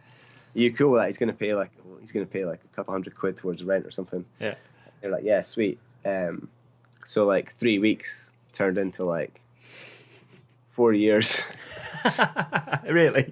Yeah, it's crazy. Amazing. So like, but since then we basically took on like the other lease for the flat like next door to it. So then Danny like moved into like that, but it's still basically one all big flat. But yeah, sorry, that's a total tangent. So that's cool. Basically, they just kind of contextualize it. So basically, myself and Ali were still doing shows with the clan. Danny came to join us for that one-off show. Moved into the flat with us, and we'd always kind of talked about this idea of doing it. We used to always call it like the Euro tour, and we were always like, we need to make like a bigger and better setup, like either with maybe a dirt jump rider or maybe just stick to street trials, make a rig that's like cooler than anything that's sort of already been done, get sponsors on board. So like all these things, you kind of talk about it for a while, and it wasn't. And then kind of I always knew that if you wanted to kind of launch it in the summertime, the work needed, the sort of ball needed to be set in motion, kind of like the like you've got bookings already, or the autumn before that. So we were kind of talking about maybe taking over the clan ourselves, and then we kind of eventually just decided we wanted to change it up so much it would have been easier just to start it ourselves. So that was kind of like the sort of November 2013. Okay. It's kind of like when we came up with a name and then decided, right, that's what we're going to do. Where'd the name come from? We were actually talking about this the other day. Right. Someone's like, how did you come up with Dropping On? Like, we were talking about loads of different names and just like, you know what it's like. It's so difficult to become a name. It was like really holding us back as well. It's like, right, when I want to do this, it's like, right, we need a name before we do anything. Came up with like loads of like, it'd be cool to find like the list of like, it would. Just like so many bad names. And I remember Danny, I think, messaged me and he was like, what about Dropping On? And I was like, and if I was being honest, I like wasn't taken by it at the time. Okay. And I was like, yeah, maybe. I was like, I don't know. And then it just like said it to a few people and they're like, that's cool. And I kind of like, we're like, yeah, it's pretty good. And then that's it. It came, just like drop. I guess it was just like, because the idea that we, even before the Dropping On thing, we kind of liked the idea of making it kind of like rock and roll themed, where everything kind of like, I've always really been into like the sort of aesthetics of like a rock gig, if you know what I mean, where you have you have like the sort of like truss and towers and everything goes into like flight cases and stuff. So like drop and roll, rock and roll, and then it's like dropping on your trials bike and then rolling out kind of thing. Dude, never thought about it like that. That's well clever. Yeah, that's mint. Yeah, that's the problem. Nobody thinks, people are like, that's such a random name. Yeah, that's, I can see it now as well from like the setup and stuff. Yeah, so we did that and like went with that name, and then just kind of like sort of slowly sort of decided, like started putting it together, like sat down with Danny, like thought about which riders we would want involved, and it was a pretty like easy shout. Like we'd done so many shows with Ali, and like seeing how good a rider he was, he was definitely like still in the up for sure. Still in the up, even now. And then Danny had actually met Fabio at like a Red Bull Wings Academy, I think it's called, where like Red Bull like do this thing where all these like young guys can come and like meet and ride with Danny. Okay. And Fabio was there, one of the ones he did in Munich, and was like, we'd also seen his videos. We're like, yes, emailed Fabio, was like, we're doing this. Do you want to like be involved? And it was cool because he was just like super stoked. He was like, yeah, for sure. But yeah, just kind of like throughout the winter of like 2014, like January, February, we were just like slowly putting it together, but not with too much urgency. We were like working with like Danny's management Resolution in Munich to try and like some sponsors. Yeah, put some sponsors together and pitch it. Went to what's it called, ISPO in Munich. Okay. Met with some sponsors. It was cool. Just like literally had like some drawings on the like back of some napkins and stuff. Like, this is what the rig's gonna look like. It's gonna be. So it was really cool. Like met with some sponsors, and they were like really into it and kind of backed it from the offset. Even were they like already sort of either working with Danny or yourself, or were they just total external stuff? It was actually a mixture. Like I remember the first ever contract we signed was actually with Muckhoff.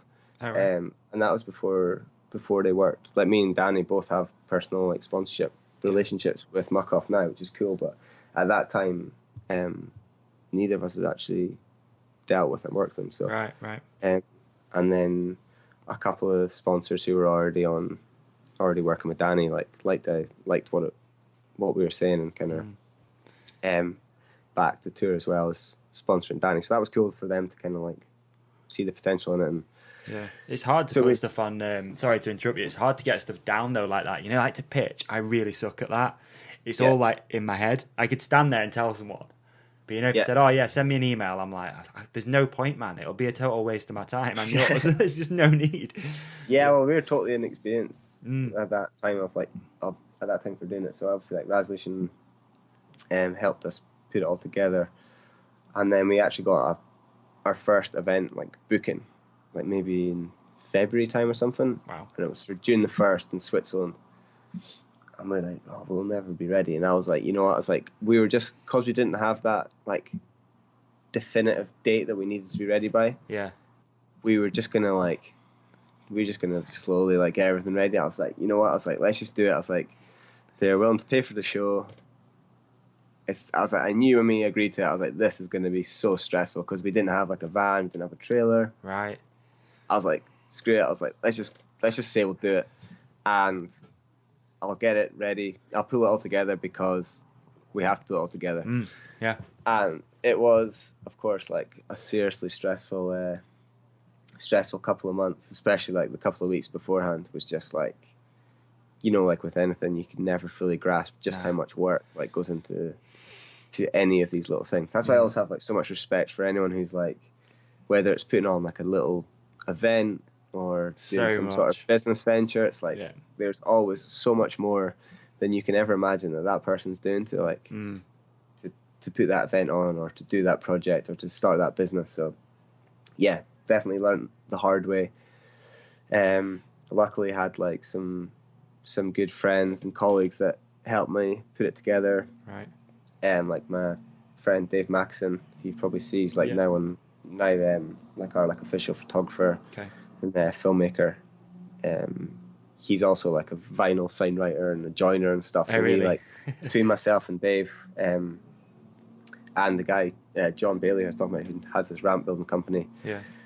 We just like slogged it out for like the few weeks before this show in Switzerland on the 1st of June 2014, and literally like putting the rig together like an hour before we left to go to the show. Oh shit! I was like, it's literally like I could still get nightmares. It was like going back to uni, like, you know, that sort of feel, like revising for exams, or like basically you suddenly find yourself like a week out or 2 weeks out, and you're like, I don't know if we have enough time to like. Wow, shit! How do we get here? Yeah, because I think it was also because like we'd always said that we wanted the show to be like, we wanted it to look amazing. We wanted the show to be really. What about the actual riding and stuff then? How do you do that? Just rehearse, you know, on the road like how do you do that? How do you put a show together? Well, that was the thing. It's like me and Danny and Ali like done so many shows together, like with the clan. Like we definitely had like a kind of we had a kind of show. Yeah. Like kind of like locked in. But we had built all this new stuff. But literally, and this sounds crazy for people to hear, the first time that any of us rode the stuff was in the show. Amazing. So when it actually came to riding the show, because I've been so busy like setting the business up, setting the rig up and all the stuff, I hadn't ridden my bike. Really? It was insane. Wow. So we had this like riding it now is just like super chill, but like, and cause I hadn't really, like we had this like big kicker up onto the trailer, for example, and I was like stressing out because I like used to never ride transitions with a trials bike.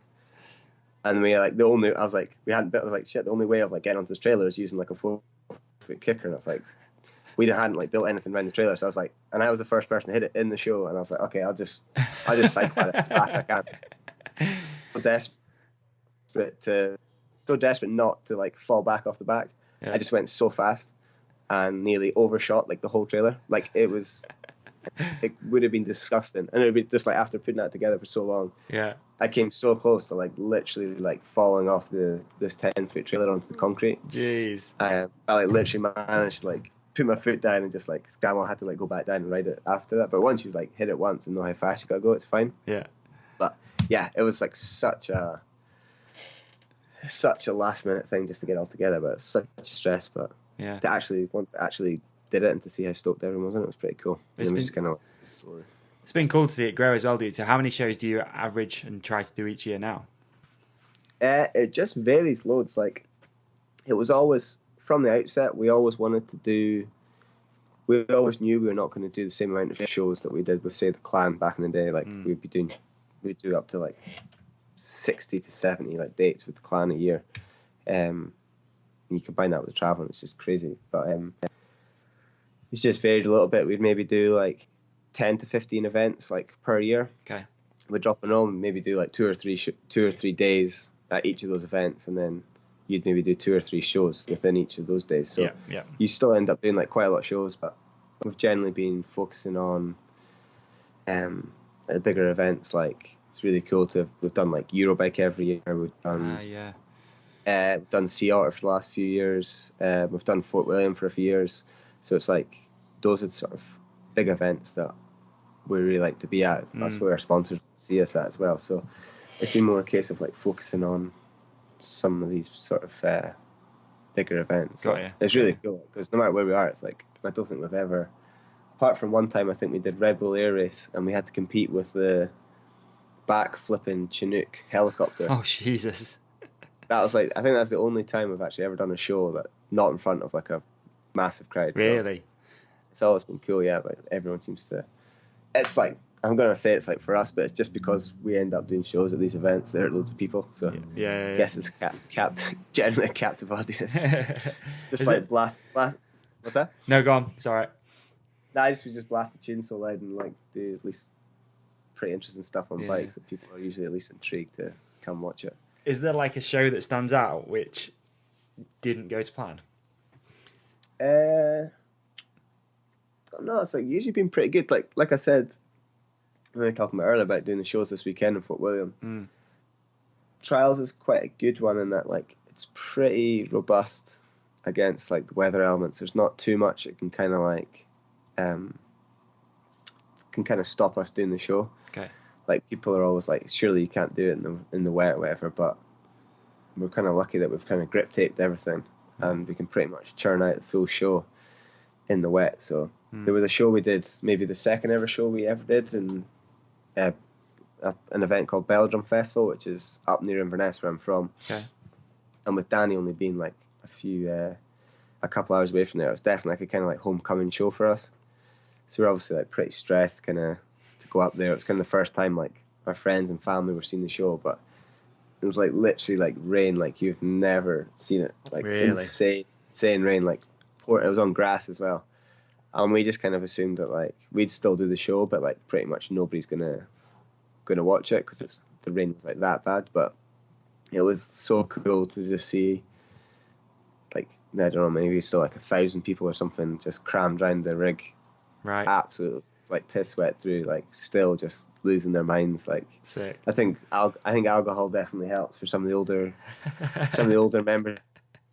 But like the kid just going mental, like, you know, when you get so wet, like it almost doesn't matter anymore. Yeah. Giving up, like trying to stay dry. So that's definitely one of them. But I'm not just saying it, like every show we do, it's like you're kind of blown away by like how stoked the kids are. I suppose we get desensitized to it because I'm just like this. You're around it all the time as well, right? Like, yeah. Yeah, I was like, well, what we've just done there is that impressive? Like, but it's cool that folk are still like stoked to watch it. But yeah, dude, for sure. Yeah. It's, like I say, it's been cool from the outside looking in, of seeing it all grow. You know, I don't think I've ever actually seen one of your shows in person, but there you go. It's one of those. yeah, you need to come see it. Are you gonna go to Eurobike this year? I think so. Yeah, probably head over there again. Yeah, probably do that. Yes. Doing shows at Europe. I think it's only one consumer day at Eurobike this year, so we're going to do a show. Okay. It'll be with the full squad as well, like me, right. Danny, Ali, and Fabio. So Yeah. we've also committed to doing I don't know if you've heard of the Edinburgh Festival. Yes. It's just like pretty much the biggest event that happens in Scotland. Fuck, you doing that? Yeah. So, Dude. yeah, for those of you who don't know what it is, it's basically like a month-long event where you have all these comedians and and it's like these days it's all sorts of acts now, like from circus to There's things. live So music and stuff going on as well, right? so we're committed to doing 25 shows in 22 days. So every day for pretty much a month. Dude, that's cool. That's gonna be sick. That'll be really cool. Yeah.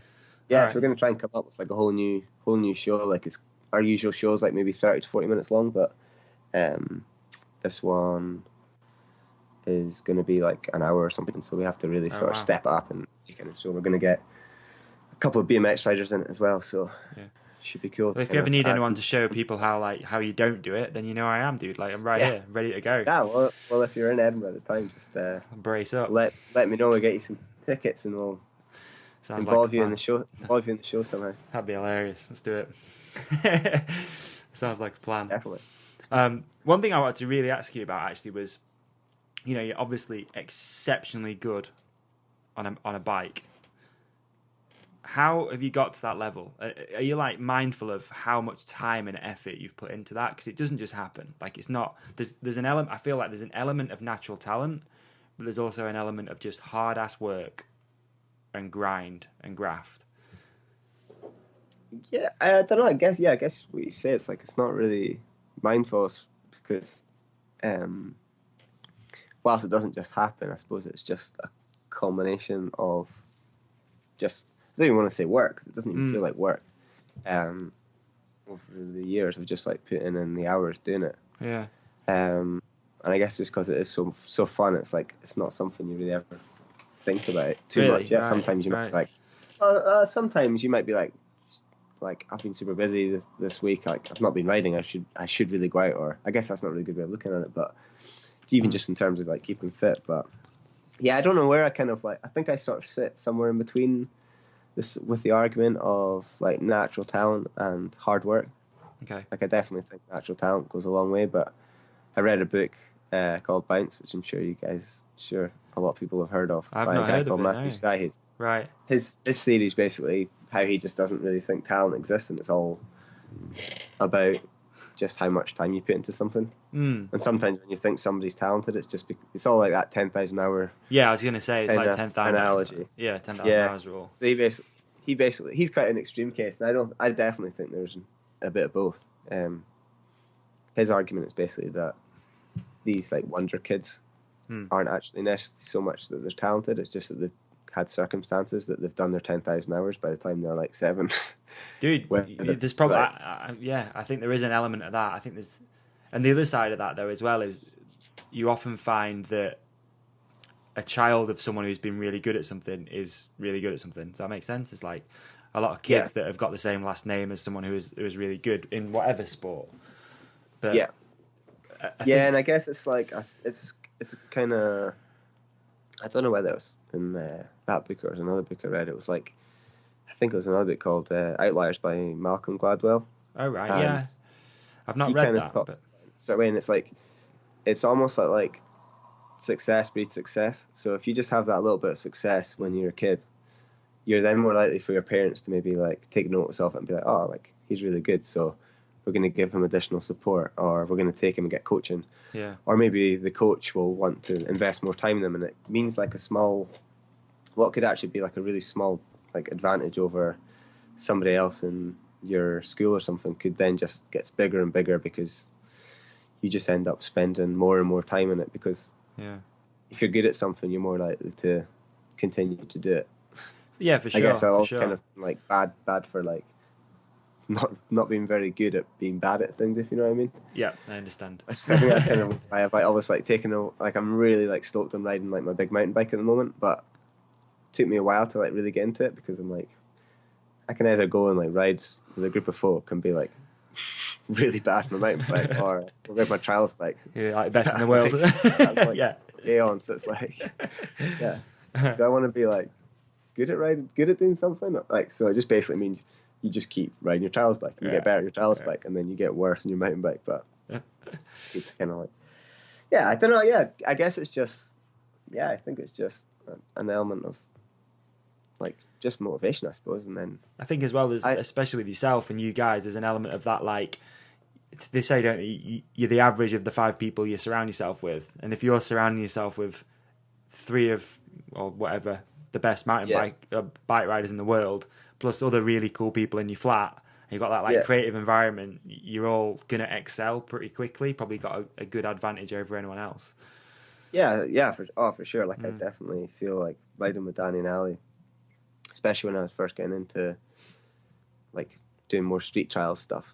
It's definitely kind of on a little bit of an accelerated learning path, not because I was naturally talented or anything, but just because you're learning, not necessarily getting taught by them, because it would never really be like that, but just basically observing those guys and maybe getting the odd tip here and there of like how to do something, which by myself it probably would have taken like a few weeks to figure out. But like one ride with like Ali, he'd be like, oh no, just like take off a little bit early and you'll do it. And you're like, oh sweet, I've just like learned something in a few minutes that if I was just like by myself learning that, it probably would have taken me like ages to figure out. Got you. No, it makes total sense. So I guess the next part of that, what I wanted to ask you as well, is what does motivate you? Now that's a really cliche question, but it's always super interesting to hear what is motivating you to keep going, keep building the business and stuff like that. Yeah, I don't know, it's just fun really, to be honest. I know that's like sounds like kind of like bullshit, but at the end of the day, something with like so much, when you're having to kind of like do, if it's scary stuff or maybe be creative, it's like you need to kind of, it needs to be for more than just needs to be fun. Like it needs to kind of come from within, I suppose, to actually want to do it. Otherwise you won't have enough motivation to do it. So fun's definitely, I'd say, the main thing. Like I still, like I say, sometimes it can be hard to get motivated for riding, depending on, like I definitely will go through like peaks and troughs in terms of like, sometimes I'll just be like so stoked to ride my bike as much as I can, but then you might have a couple of week period where it could be because the weather's shit, or it could be for something else, where you're not really that bothered about riding. You maybe have to kind of force yourself a little bit, but generally, like once you're actually out riding, it's almost always fun. That's very true. You, like, crashing, like, as long as you're not hurting yourself too much. But yeah, it's just fun and just like learning new stuff. Still get the same kind of buzz of doing something you've wanted to do for a while, or learning a new trick than you did when you was a kid. So and like being a sponsored rider and all that sort of stuff, do you feel almost ever like obliged to ride, or is it all on your own sort of time scale and on your own sort of doing? I guess like it can have a factor sometimes, but it's pretty cool. Like most of the sort of sponsor obligations I have is just like generally just doing things that you kind of want to do anyway. Yeah. But whilst doing it with a certain bike part or a certain frame or wearing a certain helmet or whatever. So like that's quite good. But then there can be times where like you might find yourself doing it for the wrong reasons, but I can honestly say it almost like never happens. So that's cool, man, for sure. Cool, 'cause I think as soon as that does happen, it's like it's time to call it a day, I think. Right. Well, it's not that. It's just like you need to just readdress it. It's the same. I go through that as well, man. You think, doing, especially the podcast and running a business and stuff, it's hard work, and sometimes you do have to remind yourself, like, why am I doing this? You're doing it because you enjoy doing it. It's not the money. It's not it's nothing other than that. Other than just you enjoy the process of it. And I'm not motivated by money at all. I'm genuinely not. I'm not bothered in the slightest. I used to be when I was younger. But I think as you grow up and you realise what's actually important. It's just you kind of realise like you've had like different amounts of money at different times in your life, and you almost always have the same amount. You have almost the same amount of fun. Yeah, and the same amount of happiness almost all the time. If anything, it can be like conversely sort of related. Dude, for sure. So some of the best times of my life have been broke. And you really, you respect what you've got, and food tastes better because you don't know when your next bit of food's coming from and stuff, For sure. Like, I think, like, some of the sort of best times I've had was, like, when we were just doing shows to, like, 2013 and just, like a pretty sweet balance of, like, you have enough money to, like, I think it's easy to be like, oh, money doesn't matter, but as long as you have enough money to live. Yeah. That's like in kind of getting into like my economics chat. It's like diminishing marginal like returns of. Okay. As soon as you get like, if you got 15 grand, between having 0 and 15 grand, that 15 grand is going to definitely help your happiness, because if you don't have that, you're going to be like struggling. Yeah. But if you add another 15 grand on top of that and you're suddenly earning 30, maybe it'll make you a little bit happier, because you may be able to go on that like week holiday that you wanted to go on. But then as you add those increments of money, like it's not really going to impact you as much as that first amount of money, if you know what I mean. And once you've got enough, it's not really going to, if you've got enough money to eat, dude, exactly. Keep your bike running, you're going to be like just as stoked as you are if you're probably like a millionaire. I heard something a long time ago, which was a guy on a podcast who said that his sort of like not happiness sort of gauge, but he likes just be at a point where you can go to a restaurant and not worry about what you're ordering. Anything above that is a bonus, and that it's pretty true, man. It's like, as long as you've got, you know, your things covered, your bills are paid, no one, you know, you're not owing anybody. I think that's all you need, really. Let's be honest. It's, you know, it's I think one thing that we did joke, me and my flatmate John like joked about a couple of years ago was, I would say I'm probably not actually at that level, right? But we always talked about a freedom that basically, like, you know, if you go to, say, like, if you're in a random place and you say wanted to like go on a night out or stay over and go riding, the idea of like, if you're at an amount of money where you're earning where like a £50 travel lodge was just an amount that you didn't even care about, where you wouldn't even like flinch at, that would be like a real freedom, because it kind of mean you can like just kind of do whatever you want whenever you want. And I'm like, I think even now, if like someone said like you got to pay like £100 to stay in this hotel, I'd still be a bit like, I kind of begrudgingly pay it. But I was like, I could just like make enough money to just like not be bothered about dropping. You're still going, I can sleep in the van, I can move some bikes to the side and lay down, right? Or you'll just be like, oh no, I'll just go home. I can't justify spending like £50 in a hotel just to stay through here to like go out for dinner with you guys, or like to stay. It's like, so I feel like once you get, I don't know how much money you need to earn for like £100 night in a hotel, but like I definitely feel I still like would begrudgingly pay it just to stay through somewhere for a certain reason. It must be crazy though, being like a, I don't know, like a Dan Bilzerian or something, where you just have that much money that it must just be weird. Can you imagine that? Like you can literally just buy anything all the time. For sure. It must be boring as fuck after a while.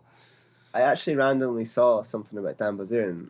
Like I don't really know. Like I think I follow him on Instagram, but like I'm not really like into like what he does or whatever. I don't really know much about him other than just seeing his random photos on Instagram. Dude, he was, just as a footnote, he was awesome on Joe Rogan. He's actually super intelligent, right? Maybe that's what I saw him on, actually. I saw like a little clip on YouTube. It wasn't like the full podcast. Maybe I'll listen to it. But I was actually amazed at how like well spoken he was and some of the stuff he said. And he made like a really good point about, he was talking about kind of what we were saying there, but maybe just on a slightly different scale. He's not talking about £100 hotel rooms, he's talking about like private jets and Lamborghinis. But he kind of said how everything's kind of relative, and like it's kind of like a bit like drugs or whatever. It's like you do something or take something, you just need more of it to get that same sort of like feeling of it. So he basically used the analogy of like buying a car or something. He's like, if he buys a Lamborghini, he's going to get like that like rush of like being stoked about it. But if he wants to get that stoked again, he's going to have to buy a private jet or something like that. Yeah. And he was kind of like saying that about when he used to buy his first car, which was like some banger, and he was just like, he was just as stoked when he saved up his money to buy that like banger car than he is now, than when he saves up his money, or if he doesn't save up his money to buy a Lamborghini or a private jet or something like that. So basically saying that like it's all relative to what's come before it. So yeah, for sure. That was kind of interesting just hearing him say like that in like that depth. I just thought he'd be like something like me, just like talking like, he seems like a pretty smart guy. Oh man, for sure. Yeah, I think he is pretty smart, to be fair. And again, it takes someone pretty smart to have built the platform he's built. Yeah, it's not. It doesn't just happen, like, does it? You know? Yeah, for sure. It doesn't just happen. Speaking of platforms, so the YouTube stuff for you, is that something you're going to keep going? Like, where's that? Because I've looked, I had a little look earlier, and it seems to be doing really well. You got huge views on stuff, but is that something that you're sort of like focused on? Is that something that you're keen on for the future, or?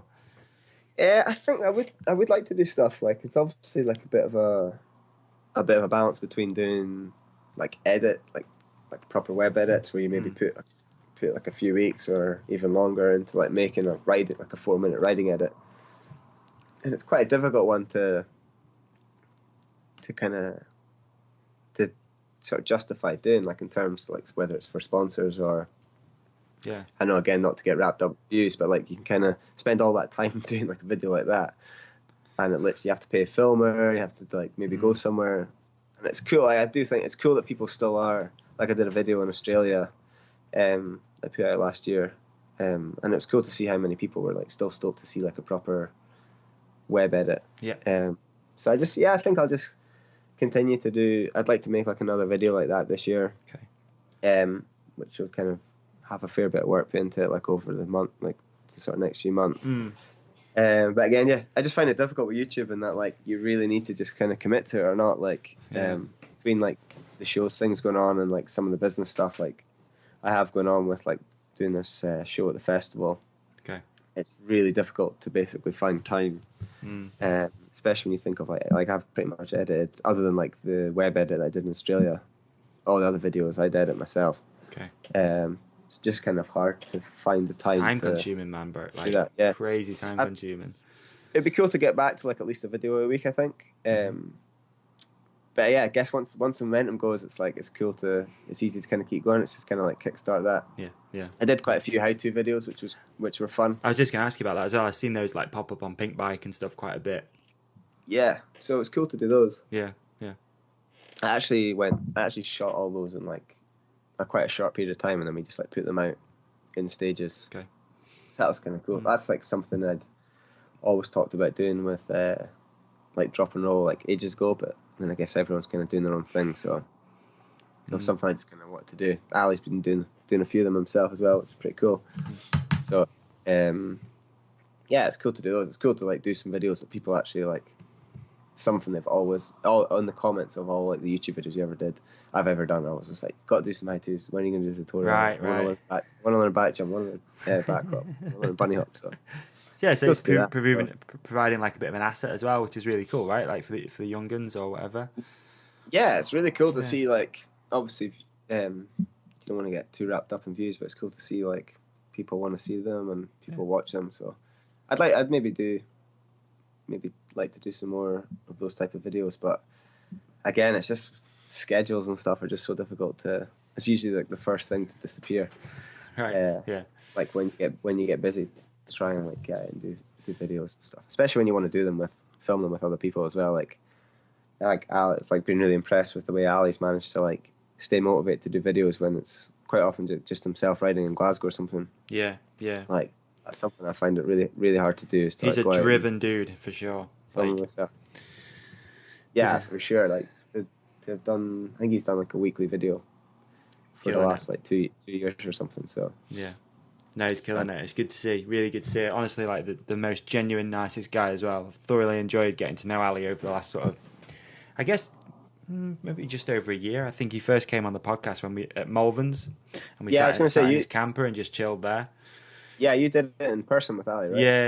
Yeah. And it's just been an absolute pleasure knowing him since then. Like we exchanged texts quite a lot about different things and stuff, and he's always on the hustle and always doing stuff, which is really cool, you know. Yeah. And he's like insane. Well, he's good on a mountain bike too, but he is like insanely good on a trials bike. Yeah. Like, especially like not to be exactly like a little bit older than myself, to see him still like improving at the rate that he is and like still going big as well. It's like definitely comforting to see like you can still send it like so. As an old dude. Yeah. Let's should we do some listener questions? I want to be obviously mindful of your time and stuff. Yeah, for sure. All right, let's see what we got, dude. I'm on your Instagram, so if you submitted a question here, it might get asked. Vetted these first. Try to think of any of like my friends have like planted some sort of interesting question here, but we'll see. We got @wheelie_nut. Do you prefer group rides or solo rides? No, I guess it's kind of something we've already touched on. I think when you're trying to progress, I think it's important to do both. I'd say in terms of just like raw fun, like group rides, I definitely I consider myself to be a sociable person and stuff. I'd like, whether it's on the bike or not, to be around people that give me good crack. So in terms of fun, group rides, but in terms of progression, I think it's important to do both, where you can go away, work some stuff out yourself, but then also have group rides to just be having fun, as well as learning stuff from each other and pushing each other on. So it's always hard to do scary stuff when you're by yourself. On your own, just you and a GoPro. Yeah. Just like have these like images of like not getting discovered for like 12 hours until like your flatmates wonder where you are, and you're like down between like two 10-foot walls or Dude, something. you do and, some like, gnarly stuff. I was watching a video just before we started recording. I think it's like the most watched one on your channel. And there's like a hop onto a wall. I don't know where it was. I don't know if it was Australia. I don't think so. Anyway, it's the most watched one. You and Danny doing this hop onto a wall, onto like some sort of concrete mound thing. But the back of the wall is just, it's almost like a sea sort of like... Oh, sea defence. Yeah. Yeah, that's what's crazy. It's like a place called Fintom where I used to go on holiday. Fuck that. Yeah, those blocks were like put there in World War II, like really to stop like enemy tanks like coming onto the mainland. Wow. But yeah, so That's it just gnarly. ended up being like sort of sweet trial spot there. Yeah, it's always easier to, just in terms of like motivation and then also the sort of safety aspect, it's always easier, more comfortable to send it when somebody's there to A, push you on, and B, phone the ambulance. Next one, at Simon _J4. Which sponsor are you most proud of? That's a good question, actually. I guess it's like it's sort of insanely grateful for all my sponsors for sort of seeing value in me, and both all the drop and roll, like I said earlier, like the sponsors that back drop and roll when we didn't really have anything to kind of show for it at the time. We kind of like had this, so like really appreciative of all things they've done. But yeah, and like all my personal sponsors as well, like it's cool took me a while to kind of like sort of realize that was something I could kind of pursue in terms of like financial backing as well as products. So it was really cool to kind of like see that all the sponsors that I've been working with sort of. I think that's a really tough thing as well for people to, again, going back to like the pitch thing, it's like pitching yourself as a personal brand and having an actual value. It's really tough, man. It's hard to know like what you're worth, really. Like it's fucking hard. Oh yeah, it's like, and you just have to kind of learn as you go, I suppose. Dude. And then kind of figure out like that's the other side of the industry, which is like, I don't know, I like that side of it, don't get me wrong, but you know, I've been through it a little bit with this thing of like having a few sponsors and figuring out like, okay, how much is X amount of the downloads worth, and I hate that stuff. I need a Tarek. I need a Tarek, actually, I think. Give him a shout. Yeah. I can't remember who I was speaking to recently. Is it Matt? Is there a Matt there? He helped me with Matt Jones, I think. What was that, sorry? Is there a guy called Matt who's there? Oh man, what's his name now? At Resolution? Yeah. I'm looking. Richard. Sorry, it's Richard. Yeah. Yeah, he's cool. Richard's cool. What else we got? We've got at Carl4211. Have you ever skied? I actually used to ski when I was a kid. My mum and dad used to always take me skiing when I was like 3 or 4, but I then started snowboarding when I was like maybe 10 or something, and then I never like properly, not like to any good level. And I don't think I skied since. I've never been skiing or snowboarding for years, especially like once you start doing shows. I was always like super stressed, or even with competitions, you're always like, as fun as it is, you're just like, you can also just go and have fun on the mountain bike and probably less likely to nail yourselves because I'm not very good at skiing or and then snowboarding. you can't do your shows, which would equally suck. Yeah. Risk versus reward. I love watching like skiing. Like me and all the boys in the flat, we're always watching like, it's not just trials videos you're watching. You're always watching like skiing videos, mountain bike videos, snowboarding, skating, BMX, and just like not necessarily getting definitely getting inspiration, but just love watching all the things. You can pick so much inspiration from those things as well, right? Yeah, for sure. It's cool, like that, like getting into. Sorry. I've only just recently discovered how good Red Bull TV is. Oh, Like, there's so much stuff in it's it. so deep, isn't it? Like, you can go down some massive rabbit holes on like skate documentaries and surf films and all sorts. Like, I've had it on my TV for like 3 years, and I'm only just going, fuck, this is full of rad stuff. Yeah, it's crazy that, like, I know obviously you need to pay for Netflix, but it's a pretty small amount, I think, considering what you get. It's just insane what it's like available for free. But yeah, like, Red Bull TV, especially now, like we've got like Apple TV now in the flat, and it's just like, yeah, there's just like no end of like documentaries out there that you would just like would never been able to exist before. Hey, have you watched Chernobyl yet? Nah, my flatmate's been watching it. I've been telling me to check it out. It's gnarly. It's really good. It's too much good stuff that I almost like. There is. Don't want to get into too much stuff, otherwise I'll stop writing. I'm cautious with TV series and stuff because I'd just go down on these massive binges where I'll just end up staying up all day and all night just watching everything. But Chernobyl's like 5 episodes or something, so I'm like, nah, I can do that. Yeah, it's like Game of Thrones, especially when you get into something that's like already out that you've. So like it's not as if you have to wait for it to come out. Everyone's like, you need to watch Game of Thrones. I'm like you'll love it. You should watch it. I was like, I don't want to like it. No, exactly. It's literally as much as it'll be entertaining. It's probably like 200 hours of my life. Dude, imagine the books you can read in that. You know? Yeah. I don't want to like it. No, I'm sure it's really good, but I don't know.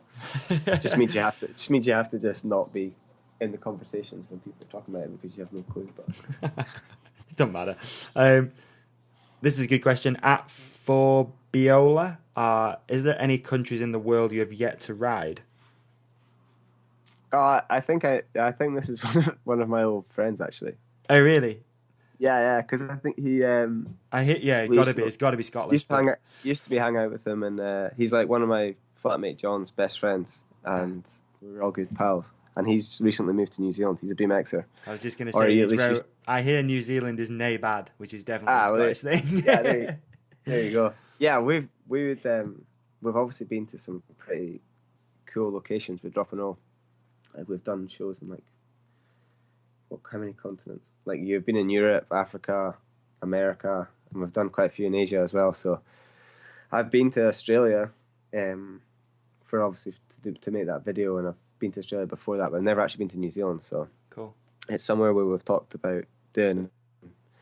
Sometimes just doing a show there is just the perfect opportunity to go there and I'm surprised you guys haven't done Crankworks and stuff. Like Crankworks would be rad for a Drop and Roll, right? Yeah, it'd be awesome. Yeah. So that's high pressure though when you have to like compete with like I always think like who wants to come see our like lame trial show when like you have these guys 40s and double backflips and stuff like that. But I guess it's just a different kind of thing, a different kind of style. But it'd be awesome to do Crankworks. I'm actually hopefully going to be going to a wedding in Australia in the start of January, so might send some email feelers out to my contacts in like New Zealand and Asia and stuff to try and like make that a little bit of a trip rather than just like going straight out for a wedding. So yeah, I'd love to. You mean get it paid for? Yeah. That's always like a massive bonus, but there's something cool about doing shows when you basically obviously getting it paid for is a massive plus, but just being immediately plugged into like a scene and the locals and stuff where after doing so many shows with so many cool hosts, it's been quite weird maybe going on trips where you're just going by yourself or even with friends and you suddenly find yourself in this random place, but you're not getting picked up from the airport and taken to like this like cool scene or a cool bar or a cool place for dinner because like the hosts are always like so keen to like and so like like so stoked to have us there and they give us like the best hospitality and that's cool. You just immediately meet like especially like these bike events, you immediately meet all the people that are into the same things as you, whereas when you just go on holiday I find it always takes a wee while to actually sort of meet people, whereas when you're doing shows you're just like thrown in the deep end and you just meet like the organizers, you meet all the fans and stuff and it's just like straight away it's just a good time from the get-go. What's it like being like a public figure that people do recognize? Do you get it quite a bit like abroad or at home and stuff where people will stop and have photos? Because the reason I ask as well, obviously if you're around Danny, because I've been with Danny in certain places, and it's not annoying. It's not annoying. That's not. I don't mean it's annoying, but like, there's a level of fame which is, especially at a bike event, probably quite frustrating. Yeah. Does that make sense? I would say I personally would only ever get it at like a bike event, like, but yeah, definitely not on the same level as Danny. That's for sure, because obviously he's had this kind of almost sort of mainstream success. It's like transcended bike riding and mountain biking. Especially if you're in Glasgow or Edinburgh, and especially if we're on our bikes in Glasgow or Edinburgh, you get lots of people like noticing Danny and stuff. But for myself personally, I'd say I'm on a good level where you'd only really ever get it if you were at an event doing shows or stuff like that. Very, very rarely you'd get like a random person. Like if I'm saying Glasgow or something, walking around, maybe a handful of times had people really spot me, but that's just because that's a mountain biker in Glasgow on his way to work or something like that. It's not like necessarily some like random kid. Or there's a few kids in Glasgow and beyond where they're kind of like all watching YouTube and stuff like that, so they maybe see. That's cool. See videos. Yeah. But then quite often when you're riding in riding edits, you don't necessarily see people's faces and stuff, so you could probably pass someone who has seen one of your videos, but they don't necessarily know it. They don't link it together. You, so. It's probably for sure that nice level of the whole thing. At Raphael Dala, what's your favourite pizza? I think I know him as well. Yeah, I do know Raphael Dala. He's like a kid from Switzerland. He's really good actually. Really? He was at our last show that we did in Zurich a couple of months ago. I don't really eat pizza that much, to be honest. Probably just like something with lots of vegetables on it. You vegetarian? I'm not vegetarian, but right, okay. Nah, I'm not. I just try and eat a little bit less meat than I used to, I suppose. But I'm not vegetarian. Okay. I like chicken too much, but yeah, maybe just like something with some vegetables on it. Very good. We got a few actually over on our Instagram as well. At Bren Nobles. What's the best part of riding a street trials bike compared to all other bike sports? Again, like, it's kind of extension of what we said. It's like same thing that kind of made it so appealing to me to when we were getting into riding was the fact that it's just so accessible. Definitely been like spoilt with trials. Like I even find myself now like I like love riding my mountain bike. Like once I'm riding my mountain bike, especially like downhill, not necessarily uphill, it's like so much fun. But after like being used to riding in trials, like with it, like I could be in my flat and decide I want to go riding, and I'll be doing trials riding, hopping up a wall or something within like 2 minutes of first wanting to go riding. Whereas with depending on where you live, of course, if you live in like Chamonix or something, it's pretty damn accessible to go mountain biking. But just the fact that you can do it pretty much anywhere at the drop of a hat and you don't need too much kit. You're not having to like necessarily pad up. You're just like, I want to go out riding, so I'm going to go out riding. Now I'm riding. Like we were saying before, it's accessible, isn't it? It's super accessible. Yeah, it's not necessarily as accessible as some of the other sports, but once you got your bike and it's working, you're pretty much good to go. Cool. Couple more, if that's all right. Yeah, of course. Really good one, actually. At Clean Zine on Instagram. You're one of the few riders who still puts time into creating a full riding video rather than... let me start again. This is big, actually. This is long. I have to get prepared for this one. You're one of the few riders who still puts time into creating a full riding video rather than focusing exclusively on social content or that #vlog life. What makes you keep putting the effort into those longer riding videos, and where do you see the future of riding videos /media? Thank you to Dave Macaskill for all the hard work. They're always a treat. Whew. Yeah.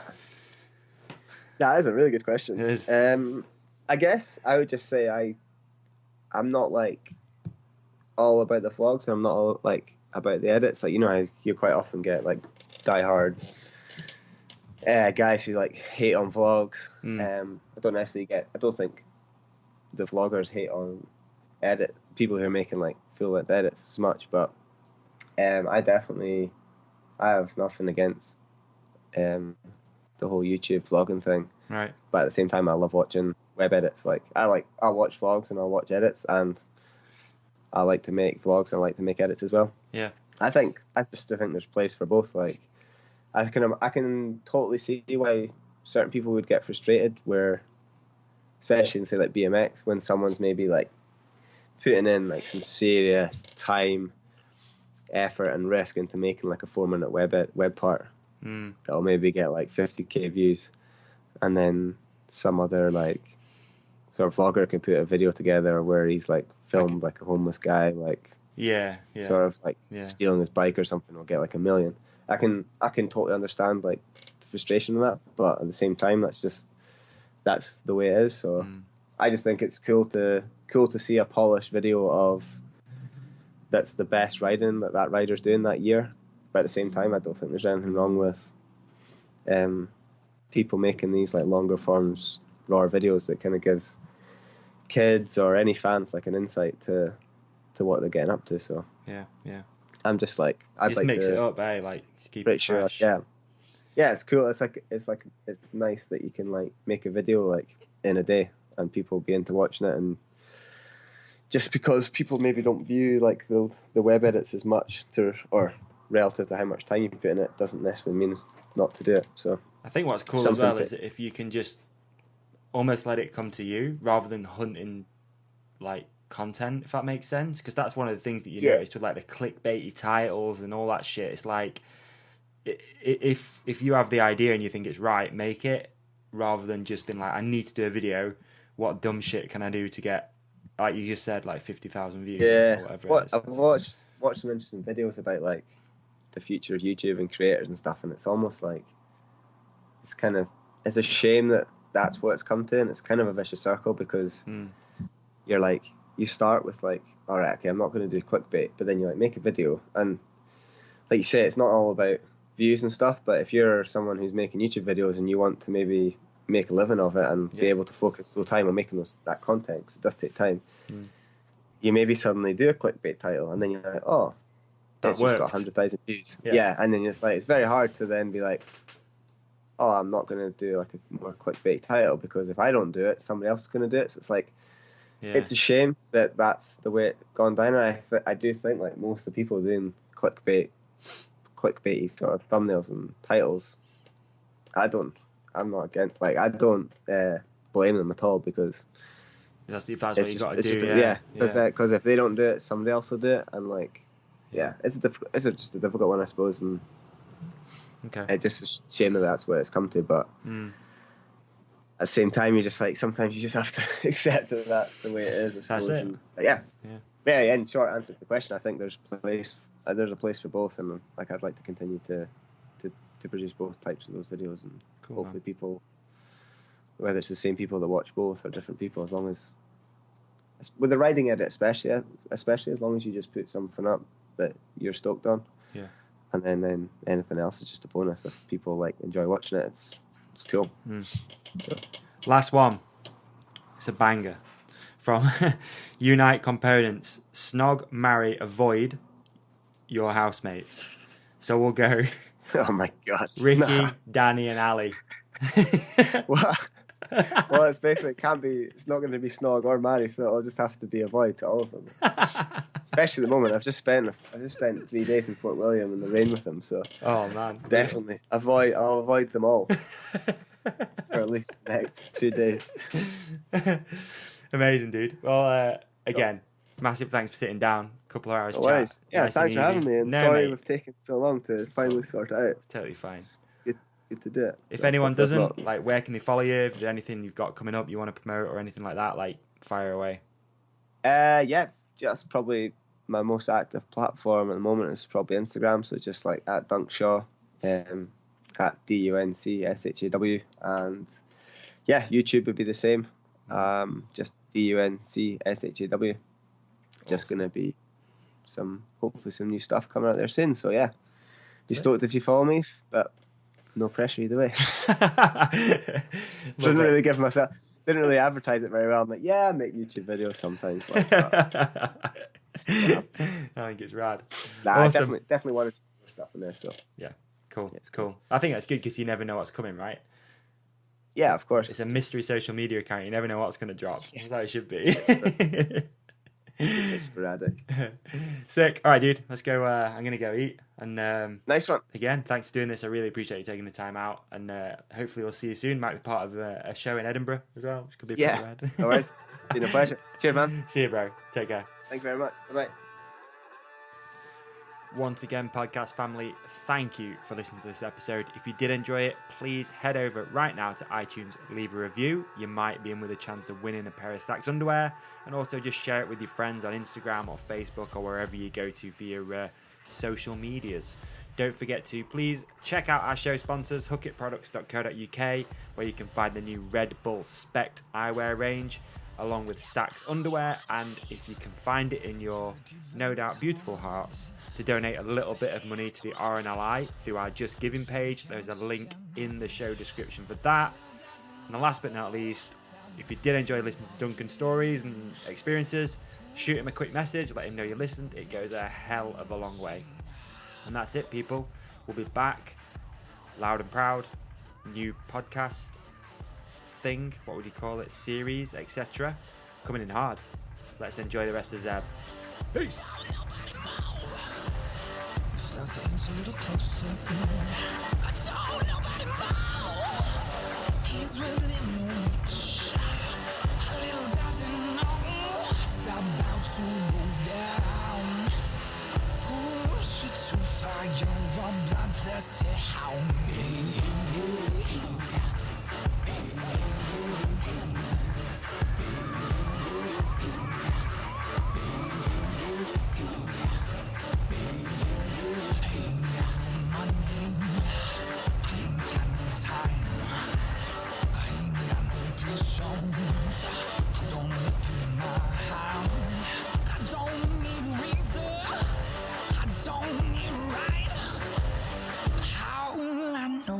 I'm gonna kill ya tonight.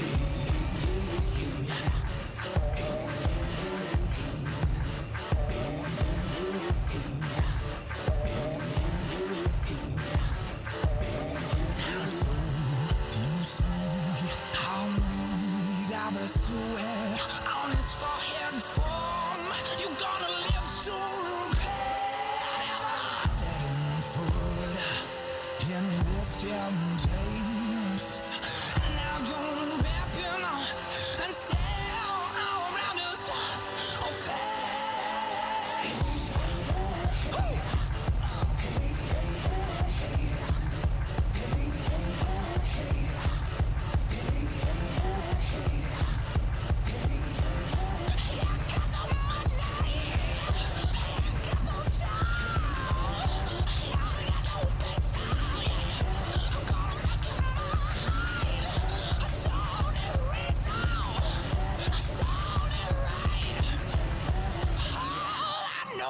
I'm gonna kill ya tonight.